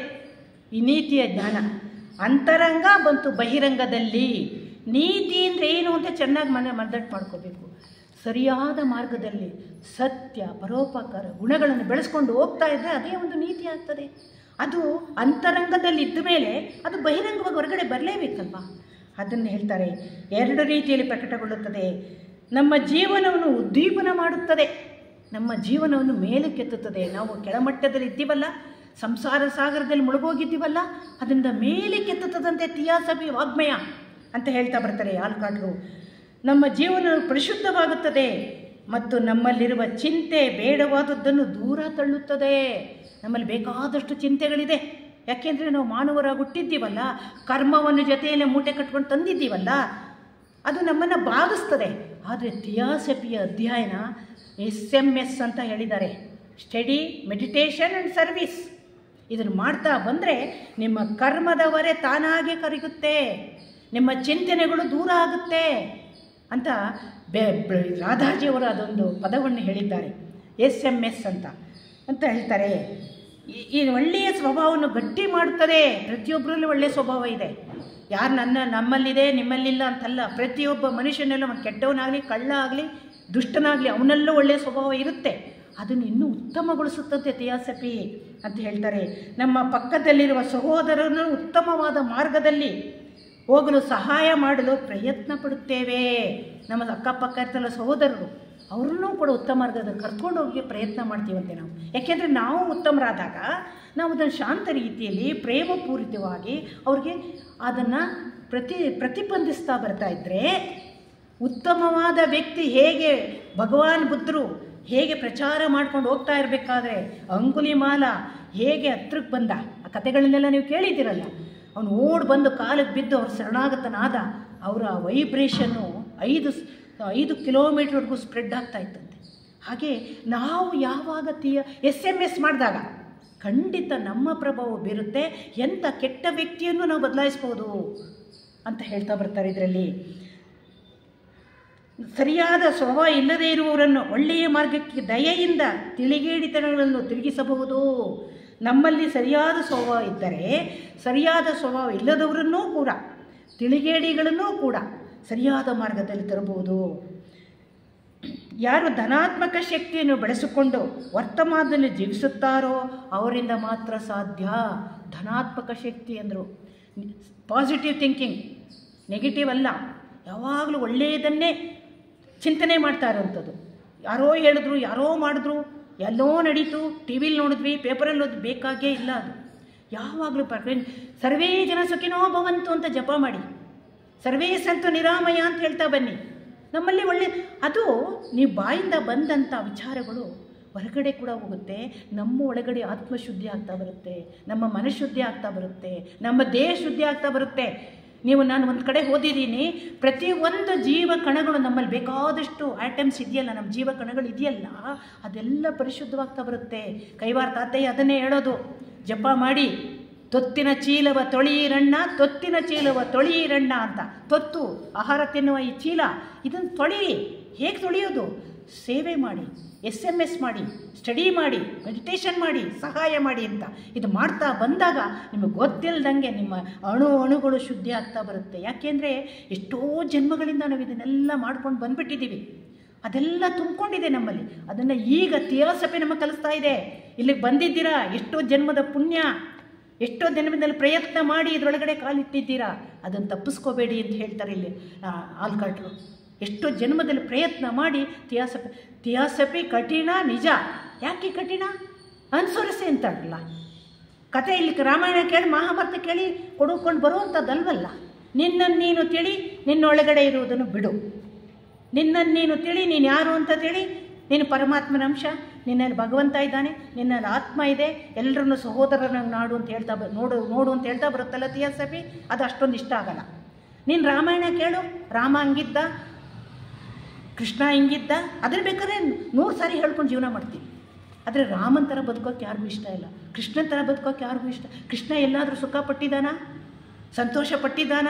ಇಡೀ ಜೀವನವನ್ನೇ ಇತರರಿಗೋಸ್ಕರ ಸವಿಸ್ದ. ಅದನ್ನು ನಾವು ನೆನೆಸ್ಕೊಳ್ತೀವ? ಧರ್ಮರಾಯನ ವಿಚಾರ ಮಾತಾಡ್ತೀವಷ್ಟೇ, ನಮಗೆಲ್ಲ ಗೊತ್ತು. ನಮ್ಮ ಹಿಂದೂ ಧರ್ಮ ಗ್ರಂಥಗಳಲ್ಲಿ ಬೇಕಾದಷ್ಟು ಕೊಟ್ಟಿದ್ದಾರೆ. ಅದನ್ನು ಓದಿ ಪಕ್ಕಕ್ಕಿಟ್ಬಿಟ್ಟು ಪೂಜೆ ಮಾಡ್ತೀವಿ. ಭಗವದ್ಗೀತೆಯಲ್ಲಿ ಹೇಳಲ್ವಾ, ಪ್ರತಿಯೊಂದು ಅಭ್ಯಾಸ ಯೋಗಯುಕ್ತೇನ ಚೇತಸ ನಾಣ್ಯಗಾಮಿನ ಅಭ್ಯಾಸೋಪಿ ಸಮರ್ಥೋಸಿ ಮತ್ಕರ್ಮ ಪರಮೋಭವ ಅಂದ. ಪ್ರತಿಯೊಂದು ಅಭ್ಯಾಸ ಮಾಡ್ತಾ ಇದ್ದರೆ ಮಾತ್ರ ನಾವು ಪರಿವರ್ತನೆ ಆಗೋದು, ಇಲ್ಲದ್ರೆ ಸಾಧ್ಯವೇ ಇಲ್ಲ. ಅಭ್ಯಾಸ ಯೋಗ ಏನಾದರೂ ಕೃಷ್ಣ ಹೇಳಿದ್ದಾನೆ. ಅಭ್ಯಾಸ ಯಾಕೆಂದರೆ ನಮ್ಮ ಮನಸ್ಸು ಸ್ಥಿಮಿತದಲ್ಲಿರೋಲ್ಲ, ನಮ್ಮ ಅಣುಗಳು ಸ್ಥಿಮಿತದಲ್ಲಿರೋಲ್ಲ. ಅಭ್ಯಾಸ ಮಾಡ್ತಾ ಇರಬೇಕು, ಅದು ತುಂಬ್ತಾ ಇರಬೇಕು. ಒಳ್ಳೆಯ ಆಹಾರಗಳನ್ನು, ಪಾಸಿಟಿವ್ ಥಿಂಕಿಂಗನ್ನು ತುಂಬ್ತಾ ಬಂದರೆ ನಮ್ಮಲ್ಲಿ ಪರಿವರ್ತನೆ ಆಗುತ್ತೆ. ನಾವು ಓದ್ ಕಡೆಯೆಲ್ಲ ಅದು ಪ್ರಚಲಿತವಾಗುತ್ತೆ, ಅದು ಸ್ಪ್ರೆಡ್ ಆಗುತ್ತೆ. ನಾವು ಅದು ಕೆಲಸ ಮಾಡಿ ನಮ್ಮ ಯಾವ ದುರುಮಾನದಲ್ಲಿರುತ್ತದೋ ಅದೇ ಭವಿಷ್ಯದಲ್ಲಿ ಕೆಲಸ ಮಾಡುತ್ತದೆ. ಯಾವ ದುರ್ವಿದ್ಯೆಯಲ್ಲಿರ್ತೀವೋ, ದುರ್ಮನಸ್ಸಿನಲ್ಲಿರ್ತೀವೋ ಅದು ಪಾಸಿಟಿವ್, ಇದು ನೆಗೆಟಿವ್ ಆಗಿ ಕೆಲಸ ಮಾಡುತ್ತೆ ಅಂತ ಹೇಳ್ತಾ ಬರ್ತಾರೆ. ಅದರ ಫಲಿತಾಂಶದಲ್ಲಿ ಹಾಳಾಗುತ್ತೇವೆ. ಯಾವಾಗ ನೆಗೆಟಿವ್ ಬರುತ್ತೋ, ಕೆಟ್ಟತನ, ದುಷ್ಟತನ ನಮ್ಮಿಂದ, ಕೋಪ, ದ್ವೇಷ, ಅಸೂಯೆಗಳು ಒಳಗಡೆ, ನಾವೇನೋ ಇವಾಗ ನಾಗರಿಕರಾಗಿದ್ದೀವಿ ಅಂತ ಕೋಪ ಬರಲ್ಲ, ಆದರೆ ಒಳಗಡೆ ಸ್ವಲ್ಪ ಇದ್ದೇ ಇರುತ್ತೆ. ಅಷ್ಟು ಪರಿಪೂರ್ಣವಾಗಿಲ್ವಲ್ಲ. ಸಂದರ್ಭ ಬಂದಾಗ ನೋಡಬೇಕು. ಯಾರಾದರೂ ನಮ್ಮ ಚಿತಾವಣೆ ಮಾಡಿದಾಗ ನಾವು ಹೇಗಿದ್ದೀವಿ ಅಂತ ನೋಡ್ಕೋಬೇಕು. ನಮ್ಗೆ ಯಾರೋ ನಮ್ಮನಿಗೆ ಕೋಪ ಬರೋಂಗೆ ಮಾಡಿದಾಗ ನಾವು ಹೇಗಿದ್ದೀವಿ ಅಂತ ನೋಡ್ಕೋಬೇಕು. ಆವಾಗ ನಮ್ಮಲ್ಲಿ ಪರಿವರ್ತನೆ ಆಯಿತು ಅಂತ ಅರ್ಥ. ಹೌದಪ್ಪ, ನಾನು ತಪ್ಪು ಮಾಡಿದ್ನ, ದಯವಿಟ್ಟು ಕ್ಷಮಿಸ್ಬಿಡು ಅಂತ ಮುಂದಕ್ಕೆ ಹೋಗ್ತಾ ಇರಬೇಕೆ ಹೊರತಾಗಿ ಅವನನ್ನು ಗುರುಗೊಟ್ಕೊಂಡು ನೋಡ್ಕೊಂಡು ಅವ್ನಿಗೆ ಶಾಪ ಹಾಕೊಂಡು ಕೂತ್ಕೊಳ್ಳೋದಲ್ಲ ಅಂತ ಹೇಳ್ತಾರೆ ಇಲ್ಲಿ. ತಪ್ಪು ಸಾಧ್ಯ. ಯಾವುದು ಒಳ್ಳೆಯದು ಕೆಟ್ಟದ್ದು ಅದರಂತೆ ಜೀವನ ನಿಮ್ಮ ಲೆಕ್ಕದಲ್ಲಿ ಸಮವಾಗಿರುತ್ತದೆ. ನಿಮ್ಮಲ್ಲಿ ಯಾವುದು ಒಳ್ಳೆಯದಿರುತ್ತೆ, ಟೈಮ್ ಆಯಿತಾ, ಯಾವುದು ಒಳ್ಳೆಯದು ಯಾವುದು ಕೆಟ್ಟದ್ದು ಅಂತ ನೀವೇ ನಿರ್ಧಾರ ಮಾಡಬೇಕೇ ಹೊರತಾಗಿ ಅದನ್ನು ಚಿತ್ರಗುಪ್ತ ಈ ಪುರಾಣ ಗ್ರಂಥಗಳಲ್ಲಿ ಹೇಳಿದ್ದಾರಲ್ಲ, ಚಿತ್ರಗುಪ್ತ ರೆಕಾರ್ಡ್ ಮಾಡಿ ಇಟ್ಟಿರ್ತಾನೆ, ಬರೆದು ಆಕಾಶಿಕ್ ರೆಕಾರ್ಡ್ ಅಂತಾರೆ ತಿಯಾಸಪೇಲಿ. ನಮ್ಮ ರಾಚಪ್ಪನವ್ರು ಹೇಳೋರು ಯಾವಾಗಲೂ ಭಾಷಣ, ನೀನು ಥರ ಹಿಂಗೆ ಬಡಿದ್ರೆ ಸಾಕೋದಲ್ಲಿ ರೆಕಾರ್ಡ್ ಆಗಿರುತ್ತೆ ಅಂತ. ನಾನು ಮಾರ್ಗಜ್ಯೋತಿಯಲ್ಲಿ ಹೇಳ್ತಾ ಇದ್ದಾರೆ, ನಾವು ಏನು ವ್ಯವಹಾರ ಮಾಡಿರ್ತೀವೋ, ಏನು ನಾವು ಹೊರಗಡೆ ಬಿಡ್ತೀವೋ ಸಂಕಲ್ಪಗಳು, ಅದು ನಕ್ಷತ್ರಗಳವರೆಗೂ ಹೋಗುತ್ತಂತೆ. ನನಗೆ ಅದು ಓದ್ಬಿಟ್ಟು ಅಪ್ಪ ಯಾವ ರೀತಿ ಯೋಚನೆ ಮಾಡೋದು ಅಂತ ಭಯ ಆಗುತ್ತೆ. ಏನು ಯೋಚನೆ ಮಾಡ್ತಿರೋ ನಕ್ಷತ್ರ ಗ್ರಹಗಳವರೆಗೂ ಹೋಗ್ತಿರ್ತದಂಥದ್ದು. ಅದು ಪುನಃ ಜನ್ಮಕ್ಕೂ ಅದೇ ಬರ್ತಾ ಇರೋದು. ಅದನ್ನೇ ಕರ್ಮ ಅನ್ನೋದು. ಅದನ್ನೇ ಒಳ್ಳೆಯದನ್ನೇ ಚಿಂತನೆ ಮಾಡಬೇಕು, ಒಳ್ಳೆಯದನ್ನೇ ಸಹಾಯ ಮಾಡಬೇಕು. ಕೈಲಾದಷ್ಟು ಮಾಡಿ. ಆಗಲಿಲ್ವಾ ಯಾರೋ ಭಗವಂತ ದಾರಿ ತೋರಿಸಿ, ಯಾರು ಊಟ ಇರೋ ಕಡೆ ಅಲ್ಲಿ ಊಟ ಸಿಗುತ್ತೆ ಹೋಗಪ್ಪ ಅಂತ ಯಾರಾದರೂ ದಾರಿ ಕೇಳಿದ್ರೆ ಅಯ್ಯೋ ನನಗೇನು ಹೋಗು ಅಂತೀವಿ, ಗೊತ್ತಿದ್ರೂ ಹೇಳಲ್ಲ. ಅಂಥ ದುಷ್ಟ ಮನಸ್ಸು ನಮ್ಮಲ್ಲಿದೆ. ಅದನ್ನು ತೆಗಿಬೇಕು. ಅದು ತೆಗಿಬೇಕಾದ್ರೆ SMS ಮಾಡಬೇಕು, ಸ್ಟಡಿ ಮೆಡಿಟೇಷನ್ ಅಂಡ್ ಸರ್ವಿಸ್ ಅಂತ ಹೇಳ್ತಾರೆ. ಅದನ್ನು ಮಾಡ್ತಾ ಬರಬೇಕು ಅಂತ ಹೇಳ್ತಾರೆ. ಆಕಾಶ್ ರೆಕಾರ್ಡ್ ಆಗಿ ತಿಳಿದಿರುತ್ತದೆ ಅಂತ ಹೇಳ್ತಾರೆ. ನಾವು ಎಷ್ಟು ಪ್ರಯತ್ನ ಮಾಡುತ್ತೇವೋ ಆಧ್ಯಾತ್ಮದಲ್ಲಿ, ಅದು ಎಲ್ಲ ಕಡೆ ಕರುಣೆ ಕನಿಕರದಿಂದ ಕೆಲಸ ಮಾಡುತ್ತಂತೆ. ಇದು ಆಲ್ಕಾಟ್ರ ವಿಚಾರ ನಾನು ಹೇಳ್ತಾರೆ, ಅವರು ಚಿಂತನೆ ಮಾಡಿರುವ ವಿಚಾರವನ್ನು ನಾನು ಹೇಳ್ತಾ ಇದ್ದೀನಿ. ಎಷ್ಟು ನಾವು ಪ್ರಯತ್ನ ಮಾಡುತ್ತೀವೋ ಆಧ್ಯಾತ್ಮಿಕದಲ್ಲಿ, ಅದು ಎಲ್ಲ ಕಡೆ ಕರುಣೆ ಅನುಕರ ರೀತಿಯಲ್ಲಿ ಕೆಲಸ ಮಾಡುತ್ತದೆ. ಬೇರೆಯವರಿಗೆ ಪ್ರೋತ್ಸಾಹ ಸಿಗುತ್ತದೆ. ಯಾರಿಗಾದರೂ ಒಂದು ಕನಿಕರ ಕರುಣೆ ತೋರಿಸಿದ ತಕ್ಷಣ ಅವ್ರಿಗೊಂದು ಪ್ರೋತ್ಸಾಹ ಸಿಗುತ್ತೆ. ಓ ಇವ್ರು ಒಳ್ಳೆ ಮಾತು ಹೇಳಿದ್ರಪ್ಪ, ನಾವು ಒಳ್ಳೆ ಮಾರ್ಗದಲ್ಲಿ ಹೋಗಬೇಕು, ಇವರೆಲ್ಲೋ ಒಳ್ಳೆ ಕಡೆ ಹೋಗ್ತಿದ್ದಾರೆ, ನಾವು ಬರ್ಬೋದಾ ಅಂತ ಕೇಳೋವಂಥ ಜನನ್ನ ನಾನು ನೋಡಿದ್ದೀನಿ. ಹೇಳ್ತಾ ಬರಬೇಕು. ಸುಮ್ಮನೆ ತಿಳ್ಕೊಂಡು ಗುಮ್ಮನ್ ಗುರ್ಸ್ನಂಗೆ ಇರೋದಲ್ಲ. ಪ್ರಚಾರ ಮಾಡಬೇಕು, ಚೆನ್ನಾಗಿ ಓದಬೇಕು, ವಿಚಾರ ಮನನ ಮಾಡಬೇಕು. ಯಾರಾದರೂ ಕೇಳಿದ್ರೆ ತಕ್ಷಣ ಹೇಳಬೇಕು. ಅಷ್ಟು ರೆಡಿಯಾಗಿರ್ಬೇಕು ನಮ್ಮ ಮನಸ್ಸು. ಸುಮ್ಮನೆ ತಿಯಾಸಪಿಗೆ ಬಂದು ಕೇಳ್ಕೊಂಡು ಹೋಗೋದ್ರಿಂದ ಏನು ನಮಗೆ ನೋಡಿ ಹೇಳ್ತಾರೆ, 100 ಜನ ಕೆಳಗೆ ಬಿದ್ದಿದ್ರೆ ಒಬ್ಬೊಬ್ಬರನ್ನ ಕೈ ಹಿಡಿದು ಮೇಲೆ ಕೆತ್ತಬೇಕಂತೆ. ಜೀಸಸ್ ಕ್ರೈಸ್ಟ್ ಒಂದು ಕಡೆ ಹೇಳ್ತಾರೆ, ಅವರು ಸ್ವರ್ಗಾರೋಹಣ ಮಾಡ್ತಾ ಇದ್ರಂತೆ. ಸ್ವರ್ಗ ಹಿಂದೆಯೇ ಬೇಕಾದಷ್ಟು ಪಾಪಿಗಳು, ದುಷ್ಟರು, ಕೆಟ್ಟವರು, ಅವ್ರಿಗೂ ಸ್ವರ್ಗದ ಆಚೆ ಇಲ್ಲ. ಪ್ರತಿಯೊಬ್ಬರಿಗೂ ಪಾಪದ ಕೆಲಸ ಮಾಡಿಬಿಟ್ಟಿರ್ತಾರೆ, ಕೆಟ್ಟ ಕೆಲಸ ಮಾಡಿಬಿಟ್ಟಿರ್ತಾರೆ.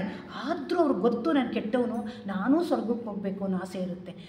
ಅವರು ಒಬ್ಬೊಬ್ಬರನ್ನೇ ಮೇಲಕ್ಕೆ ಎತ್ತಿ ಮೇಲಕ್ಕೆ ಬಿಡೋದಕ್ಕೆ ಅವ್ರ ಆಯ್ಸೆ ಮುಗಿದೋಯ್ತಂತೆ. ಜೀಸಸ್ ಕ್ರೈಸ್ಟ್ ಒಂದು ಕಡೆ ಬರೀತಾರೆ ಅವ್ರ ಥರ ಅಂತ ಹೇಳ್ತಾರೆ. ಅದೇ ಈಗ ಬೇರೆ ಇದರಿಂದ ಎಲ್ಲ ಕಡೆ ಆ ಪ್ರೋತ್ಸಾಹ ನಾವು ಯಾವಾಗ ಆಧ್ಯಾತ್ಮಿಕ ಮಾರ್ಗದಲ್ಲಿ ಚಿಂತನೆ ಮಾಡ್ತಾ ಇರ್ತೀವೋ ಅದು ಚಿಮ್ತಾ ಇರ್ತದಂತೆ ನಮ್ಮಿಂದ ಹೊರಗಡೆ. ಆಧ್ಯಾತ್ಮಿಕ ಶಕ್ತಿಗಳು ನಮ್ಮಿಂದ ಹೊರಗಡೆ ಚಿಮ್ಮಲಿಕ್ಕೆ ಪ್ರಾರಂಭ ಆಗುತ್ತೆ. ಆಗ ಬೇರೆಯವರಲ್ಲಿಯೂ ಕೂಡ ಆ ಜ್ಞಾನ ಬೆಳೆಯಲು ಸಾಧ್ಯ. ಇದಕ್ಕೆ ಎಲ್ಲ ಕಾರಣ ನಮ್ಮ ಉನ್ನತ ಆತ್ಮ, ನಮ್ಮ ಟೀಚರ್. ನಮ್ಮ ಉನ್ನತಾತ್ಮ ಇದ್ದಾನಲ್ಲ, ನಮಗೆ ಆ ನಾವು ಯಾವಾಗ ನಾವು ಆಧ್ಯಾತ್ಮಿಕ ವಿಚಾರವನ್ನು ತುಂಬ್ತಾ ಬರ್ತೀವೋ ಉನ್ನತಾತ್ಮ ಸೇಕರಿಸ್ಕೊಂಡು ನಮಗೆ ದಾರಿ ತೋರಿಸ್ತಾನೆ. ಟೀಚರು ಬೋಧನೆ ಮಾಡ್ತಾ ಈ ದಾರಿಲಿ ಹೋಗಿ ಸರಿ ಇಲ್ಲ ಅಂತ ಹೇಳ್ತಾ ಬರ್ತಾರೆ ಉನ್ನತಾತ್ಮ ಅಂತ ಹೇಳ್ತಾರೆ. ಒಳ್ಳೆಯ ದಾರಿ ತೋರಿಸುವವನು ಮತ್ತು ಉನ್ನತಾತ್ಮನ ಉದಾಹರಣೆ ಮತ್ತು ನಮ್ಮ ರಕ್ಷಕ ಅಂತ ಹೇಳ್ತಾರೆ ಆಲ್ಕಾಟ್ರು. ಉನ್ನತಾತ್ಮ ನಮ್ಮನ್ನು ರಕ್ಷಣೆ ಮಾಡುತ್ತಂತೆ, ದಾರಿ ತೋರಿಸುತ್ತಂತೆ ಅಂತ ಆಲ್ಕಾಟ್ರು ಹೇಳ್ತಾರೆ. ಯೋಚನೆ ಮಾಡುತ್ತೇನೆ, ನಮ್ಮ ಜ್ಞಾನವನ್ನು ಸರಿಯಾದ ದಾರಿಯಲ್ಲಿ ಬೆಳೆಸಿ ಸಂಗ್ರಹಿಸದಿದ್ದರೆ ಸರಿಯಾದ ಗುರಿಯನ್ನು ಸೇರಬೇಕಾದರೆ ನಮಗೆ ದೂರದೃಷ್ಟಿ ಇರಬೇಕು. ನಾವು ಸರಿಯಾದ ಯೋಚನೆ ಮಾಡಬೇಕು, ಚಿಂತನೆ ಮಾಡಬೇಕು, ಓದಿದ್ದನ್ನು ಮನನ ಮಾಡ್ತಾ ಇರಬೇಕು. ಇದು ಥಾಟ್ ಪವರಲ್ಲಿ ಬೆಸೆಂಟ್ ಹೇಳ್ತಾರೆ, ನೀನು ಅರ್ಧ ಪೇಜ್ ಓದು ಸಾಕು, ಅದನ್ನೇ ಚಿಂತನೆ ಮಾಡು, ನಿನ್ನಲ್ಲೇ ಅಮರ ಕೋಶವಿದೆ, ಅದು ಮೇಲಕ್ಕೆ ಬರುತ್ತೆ, ಉತ್ಪತ್ತಿ ಆಗುತ್ತೆ. ನಾನು ದೈವಾಂಶ ಸಂಭೂತನಲ್ವಾ, ನನ್ನೆಲ್ಲ ಭಗವಂತ ಇದ್ದಾನಲ್ಲ, ಕೃಷ್ಣ ನನ್ನಲ್ಲಿದ್ದಾನೆ. ಮೌನವಾಣಿನ ಹೇಳ್ತಾರೆ, ತ್ಯಾಗರಾಜರು ನಿನ್ನಲ್ಲಿದ್ದಾರೆ, ಕನಕದಾಸರು ನಿನ್ನಲ್ಲಿದ್ದಾರೆ, ಕೃಷ್ಣ ನಿನ್ನಲ್ಲಿದ್ದಾನೆ ಅಂತ ಹೇಳ್ತಾರೆ. ಯಾಕೆಂದರೆ ನಾವು ಆ ಅಣುಗಳಿಂದನೇ ಉತ್ಪತ್ತಿ ಆದಂಥವ್ರಲ್ವಾ, ನಮ್ಮಾಗೆ ದೇಹಧಾರ ಮಾಡಿಕೊಂಡು ಕೃಷ್ಣ ಆದವನಲ್ವಾ, ರಾಮ ಆದವನಲ್ವಾ, ಅವರಲ್ಲಿರುವ ಅಣುಗಳು ನಮ್ಮಲ್ಲೂ ಇದೆ, ನಾವು ಅದಕ್ಕೆ ಉತ್ತೇಜನ ಕೊಡಬೇಕಷ್ಟೇ ಅಂತ ಹೇಳ್ತಾ ಬರ್ತಾರೆ. ನಾವು ಸಂಗ್ರಹಿಸಿರುವುದು ಗುರಿಯನ್ನು ನಾವು ಸೇರಬೇಕಾದರೆ ನಮಗೆ ದೂರದೃಷ್ಟಿ ಇರಬೇಕು ಮತ್ತು ಸಂತೋಷದಿಂದ ನಮ್ಮ ಅಂತರಂಗ ಬೆಳವಣಿಗೆ ಮತ್ತು ಶುದ್ಧತ್ವದಿಂದ ಮಾತ್ರ ಜ್ಞಾನೋದಯ ಸಾಧ್ಯ. ನಮ್ಮ ಶುದ್ಧತ್ವ ಅಂದರು ಏನು, ಪ್ರತಿಯೊಂದು ಶುದ್ಧ ಪಾರದರ್ಶಕತೆಯಿಂದ ಇರಬೇಕು. ಆಗ ಮಾತ್ರ ನಮ್ಮ ಅಂತರಂಗದ ಬೆಳವಣಿಗೆ ಅಂದರು, ಅಂತರಂಗದ ಬೆಳವಣಿಗೆ ಆಗಲು ಸಾಧ್ಯ. ಆಗ ಮಾತ್ರ ಜ್ಞಾನೋದಯ ಸಾಧ್ಯ. ಜ್ಞಾನ ಉದಯ, ಜ್ಞಾನ ಯಾವುದು, ಒಳ್ಳೆಯದು ಯಾವುದು, ಕೆಟ್ಟದ್ದು ಯಾವುದು ಮಾಡಬೇಕು, ಯಾವುದು ಮಾಡಬಾರ್ದು, ಸತ್ಯವನ್ನೇ ಪ್ರತಿಪಾದಿಸುವಂಥ ಶಕ್ತಿಯನ್ನು ನಾವು ಬೆಳೆಸ್ಕೋಬೇಕು ಅಂತ ಉನ್ನತಾತ್ಮ ನಮಗೆ ಪ್ರಚೋದನೆ ಮಾಡ್ತಾ ಇರುತ್ತೆ. ಅದು ಜ್ಞಾನ ಮಾರ್ಗಕ್ಕೆ ಕರ್ಕೊಂಡೋಗುತ್ತೆ. ನಾವು ಹೋಗಿ ಪ್ರತಿಯೊಬ್ಬರು ಜ್ಞಾನ ಮಾರ್ಗಕ್ಕೆ ಹೋಗಲೇಬೇಕು, ಶಿಷ್ಯತ್ವವನ್ನು ಸ್ವೀಕಾರ ಮಾಡಲೇಬೇಕು. ಒಂದು ಕಡೆ KH ಗುರುಗಳು ಹೇಳ್ತಾರೆ, ಎಲ್ಲರೂ ನನ್ನ ಶಿಷ್ಯರು ಅಂತಾರೆ. ಅಯ್ಯಪ್ಪ, ನಮ್ಗೆ ಅರ್ಥ ಶಿಷ್ಯತ್ವ ನಮ್ಗೆ ಸಿಗುತ್ತಾ ಅನ್ನೋ ನಾವೇ ಯೋಚನೆ ಮಾಡಬೇಕು. ನಾವು ನಿಜವಾಗ್ಲೂ ಶಿಷ್ಯರಾಗಿದ್ದೀವಾ? ಶಿಷ್ಯತ್ವವನ್ನು ನಾವು ಕೊಟ್ಬಿಟ್ರಲ್ಲ, ನಾವು ಎಷ್ಟು ಅದನ್ನು ಗಂಭೀರವಾಗಿ ತೆಗೆದುಕೋಬೇಕು ಆ ಪದವನ್ನು ಅಂತ ಅನಿಸುತ್ತೆ ನಮಗೆ. ನಮಗೆ ದೂರದೃಷ್ಟಿ ಇರಬೇಕು ಮತ್ತು ಸಂತೋಷದಿಂದ ನಮ್ಮ ಅಂತರಂಗದ ಬೆಳವಣಿಗೆ ಮತ್ತು ಶುದ್ಧ ವೃತ್ತಿಯಿಂದ ಮಾತ್ರ ಜ್ಞಾನೋದಯ ಸಾಧ್ಯ. ನಾವು ಪ್ರಾರ್ಥನೆ ಮಂತ್ರ ಜಪ ಬಹಳಷ್ಟು ಮಾಡ್ತಾ ಇದ್ದೀವಲ್ಲ, ದಿನ ಬೆಳಗಾದರೆ ಪ್ರಾರ್ಥನೆ ಮಾಡ್ತೀವಿ, ಮಂತ್ರ ಜಪ ಮಾಡ್ತೀವಿ. ಏನಕ್ಕೆ ಮಾಡ್ತೀವಿ ಅಂತ ಗೊತ್ತಿಲ್ಲ, ಆದರೆ ನನಗೆ ಒಳ್ಳೇದಾಗಲಿ, ನನ್ನ ಮಕ್ಕಳಿಗೆ ಒಳ್ಳೇದಾಗಲಿ, ನಾನು ಮನೆ ಕಟ್ತಾ ಇದ್ದೀನಿ ಅದರಿಂದ ಒಳ್ಳೇದಾಗಲಿ, ನನಗೆ ಪೆನ್ಷನ್ ಸರಿಯಾಗಿ ಬರ್ತಾಯಿಲ್ಲ ಸರಿಯಾಗಿ ಬರಲಿ, ಇದೇ ತಾನೇ ನಾವು ಪ್ರಾರ್ಥನೆ ಮಾಡೋದು. ದೇವಸ್ಥಾನಕ್ಕೆ ಹೋಗೋದು ಏನಕ್ಕೋಸ್ಕರ? ಎಲ್ರಿಗೂ ಒಳ್ಳೇದಾಗಲಿ ಅಂತ ಕೇಳ್ತೀವ? ಪಕ್ಕದ ಮನೆಗೆ ಒಳ್ಳೇದಾಗಲಿ ಅಂತ ಕೇಳ್ತೀವ? ನನಗೆ ಒಳ್ಳೇದಾಗಲಿ, ನನ್ನ ಮಕ್ಕಳಿಗೆ ಒಳ್ಳೇದಾಗಲಿ, ನನ್ನ ಕಷ್ಟ ನಿವಾರಣೆ ಆಗಲಿ, ನನ್ನ ರೋಗ ನಿವಾರಣೆ ಆಗಲಿ, ಇದನ್ನೇ ಪ್ರಾರ್ಥನೆ ಮಾಡ್ತಾ ಇರ್ತೀವಿ ಯಾವಾಗಲೂ. ಮಂತ್ರ ಜಪ ಅಂದರೆ ಲೆಟ್ಬಿಟ್ಟು ಅಂದ್ರೆ ಮಂತ್ರ ಜಪದ ಬಗ್ಗೆ ಹೇಳ್ತಾರೆ ಜ್ಯೋತಿ ಪೂಜೆ. ಮಂತ್ರ ಜಪ ಮಾಡಬೇಕು ನಿಜ, ಆ ಮಂತ್ರದ ಒಳಗಡೆ ಎಳಿಬೇಕು. ಓಂ ಭೂರ್ಭುವಸ್ವಃ ತತ್ಸವಿತುರ್ವರೇಣ್ಯಂ ಭರ್ಗೋ ದೇವಸ್ಯ ಧೀಮಹಿ ಧಿಯೋ ಯೋನ ಪ್ರಚೋದಯಾತ್ ಅಂತ ಕೊಟ್ಟಿದ್ದಾರಲ್ಲ ಗಾಯತ್ರಿ ಮಂತ್ರ, ಅದ್ರೊಳಗಡೆ ಇಳಿಬೇಕು, ಅದು ಒಳಹರ್ಥವನ್ನು ತಿಳ್ಕೋಬೇಕು. ಅದು ನಮ್ಮ ಧಿಯೋ ಯೋನ ಪ್ರಚೋದಯಾತ್, ನಮ್ಮ ಬುದ್ಧಿಯನ್ನು ಪ್ರಚೋದನೆ ಮಾಡಪ್ಪ ಭಗವಂತ ಅಂತ ಕೇಳಬೇಕೆ ಹೊರತಾಗಿ ನನ್ನ ಮನೆ ಕಟ್ತಾ ಇದ್ದೀನಿ, ನಂಗೆ ದುಡ್ಡು ಬರಲಿ, ನನ್ನ ಮಗಳು ಮದುವೆ ಆಗಲಿ ಅಂತ ಕೇಳೋದಲ್ಲ. ನನ್ನ ಬುದ್ಧಿ ಬೆಳವಣಿಗೆ ಆಗಲಿ, ನನ್ನ ಪ್ರಪಂಚಕ್ಕೋಸ್ಕರ ಹುಟ್ಟಿರೋದು, ಕಷ್ಟ ನಿವಾರಣೆ ಮಾಡೋಕ್ಕೆ ಹುಟ್ಟಿರೋದು, ಜನಗಳ ಸಹಾಯಕ್ಕೆ ಹುಟ್ಟಿರೋದು, ನನ್ನ ಬುದ್ಧಿ ಬೆಳವಾದರೆ ಜ್ಞಾನ ಬಂದರೆ ನಾನು ಸಹಾಯ ಮಾಡ್ಬೋದು ಅಂತ ಆ ಮಂತ್ರವನ್ನು ಜಪ ಮಾಡಬೇಕು ಅಂತ ಇಲ್ಲಿ ಹೇಳ್ತಾ ಬರ್ತಾರೆ. ಆಲ್ಕಾಟ್ರು ಹೇಳಿರೋ ವಿಚಾರ ಹೃದಯಾಂತರಣದಿಂದ ಬರಬೇಕಂತೆ. ಮಂತ್ರ ಆಗಲಿ ಜಪ ಆಗಲಿ ಬರಿಯ ತುಟಿಯಿಂದಲ್ಲ, ಆಗ ಮಾತ್ರ ಒಳ್ಳೆಯದನ್ನು ಆಕರ್ಷಿಸಬಹುದು. ಅದು ಬಿಟ್ಟು ತುಟಿಯಿಂದ ಮಾತ್ರ ಪ್ರಾರ್ಥಿಸಿದರೆ ಪ್ರಾಪಂಚಿಕ ವಸ್ತುವಿನ ಕಡೆ ಮನಸ್ಸು ಹರಿದಾಡುತ್ತದೆ. ಬರೀ ತುಟಿನಲ್ಲಿ ಹೇಳ್ತಾ ಇದ್ದರೆ, ಈಗ ಎಷ್ಟೋ ಜನ ಜಪ ಯಾವಾಗಲೂ ಮಾಡ್ತಾನೆ ಇರ್ತಾರಲ್ಲ, ತುಟಿಯಿಂದ ಮಾಡ್ತಾ ಇದ್ದರೆ ಅದು ಪ್ರಾಪಂಚಿಕ ವಸ್ತುವಿನ ಕಡೆ ಹೋಗುತ್ತೆ. ಅದು ಬೇಕು, ಇದು ಬೇಕು, ಇದು ತೊಗೋಬೇಕು, ಅದು ತೊಗೋಬೇಕು ಅಂತ ಹೋಗ್ತಾ ಇರುತ್ತೆ. ಸತ್ಯ ಸ್ಥೂಲವಾಗಿ ನೋಡುವುದಲ್ಲ, ಆದರೆ ಬುದ್ಧಿಮಟ್ಟದಲ್ಲಿ ಆಧ್ಯಾತ್ಮಿಕ ಮಟ್ಟದಲ್ಲಿ ನೋಡುವಂಥದ್ದು. ಆಧ್ಯಾತ್ಮಿಕ ಮಟ್ಟದಲ್ಲಿ ಸತ್ಯವನ್ನು ನೋಡಬೇಕು. ಇದು ಸ್ವಲ್ಪ ಕಠಿಣ. ಸತ್ಯ ಅಂತಂದರೆ ಇನ್ನು 5 ನಿಮಿಷ ಇದೆ. ಸತ್ಯ ಅಂದರೆ ಇರುವುದನ್ನು ಇರುವ ಹಾಗೆ ನೋಡುವುದು. JK ಅವರು ಹೇಳಿದಾಗ ಹೇಗಿರುತ್ತೋ ಹಾಗೆ ನೋಡಿ, ಅದಕ್ಕೇನು ಕಲ್ಲರ್ ಹಾಕಿ ಬಣ್ಣ ಹಾಕಿ ಅದಾಗಿತ್ತು ಇದು ಹೀಗಿತ್ತು, ಅವ್ರ ಮನೇಲಿ ಆಗಿತ್ತು, ನಮ್ಮ ಮನೇಲಿ ಹೀಗಿದೆ, ಹೀಗಿತ್ತು ಹಾಗಿತ್ತು, ಅದಲ್ಲ. ಹೇಗಿದೆಯೋ ಹಾಗೆ ನೋಡುವುದು ಅದು ಸತ್ಯ. ಆ ಸತ್ಯವನ್ನು ನೋಡುವಂಥ ಗುಣ, ಇರುವುದನ್ನು ಇರುವಾಗೆ ನೋಡುವಂಥ ಗುಣ ಪ್ರತಿಯೊಬ್ಬರಲ್ಲಿ ಬರಲಿ ಅಂತ ನಾನು ಕೂಡ ಆಲ್ಕಾಟ್ರಲ್ಲಿ ಪ್ರಾರ್ಥನೆ ಮಾಡ್ತೀನಿ. ಮಹಾತ್ಮರಲ್ಲಿ ವಂದಿಸ್ತಾ ನನಗೆ ಇಷ್ಟೊಂದು ಅವಕಾಶ ಕೊಟ್ಟಂತ ನಿಮ್ಮೆಲ್ಲರಿಗೂ ನನ್ನ ವಂದನೆಗಳನ್ನು ಅರ್ಪಿಸ್ತಾ ನನ್ನ ಮಾತುಗಳನ್ನು ನಿಲ್ಲಿಸ್ತಾ ಇದ್ದೀನಿ. ಕಾಫಿ ವಿರಾಮನಾ? ಸರಿ. ಈಗ 20 ನಿಮಿಷಗಳ ಕಾಫಿ ವಿರಾಮ ಇದೆ. ತಾವೆಲ್ಲರೂ ಸಾವಕಾಶವಾಗಿ ಹೋಗಿ ಕಾಫಿ ಸೇವನೆ ಮಾಡಿ 1-2-3 ನಿಮಿಷ ಮುಂಚೆನೇ ಬಂದು ಆಸೀನರಾಗಬೇಕು ಅಂತ ಕೇಳಿಕೊಳ್ತೇನೆ. ಇನ್ನೂ ಕಾರ್ಯಕ್ರಮ ಮುಗಿದಿಲ್ಲ. ನಾವು ನಮ್ಮ ಸ್ಥಾಪಕ ಅವರ ದ್ವೈರಿಗೆ ಇನ್ನು ಪುಷ್ಪ ಅರ್ಪಣೆ ಕೂಡ ಮಾಡಿಲ್ಲ. ಎಲ್ಲರೂ ಕೂಡ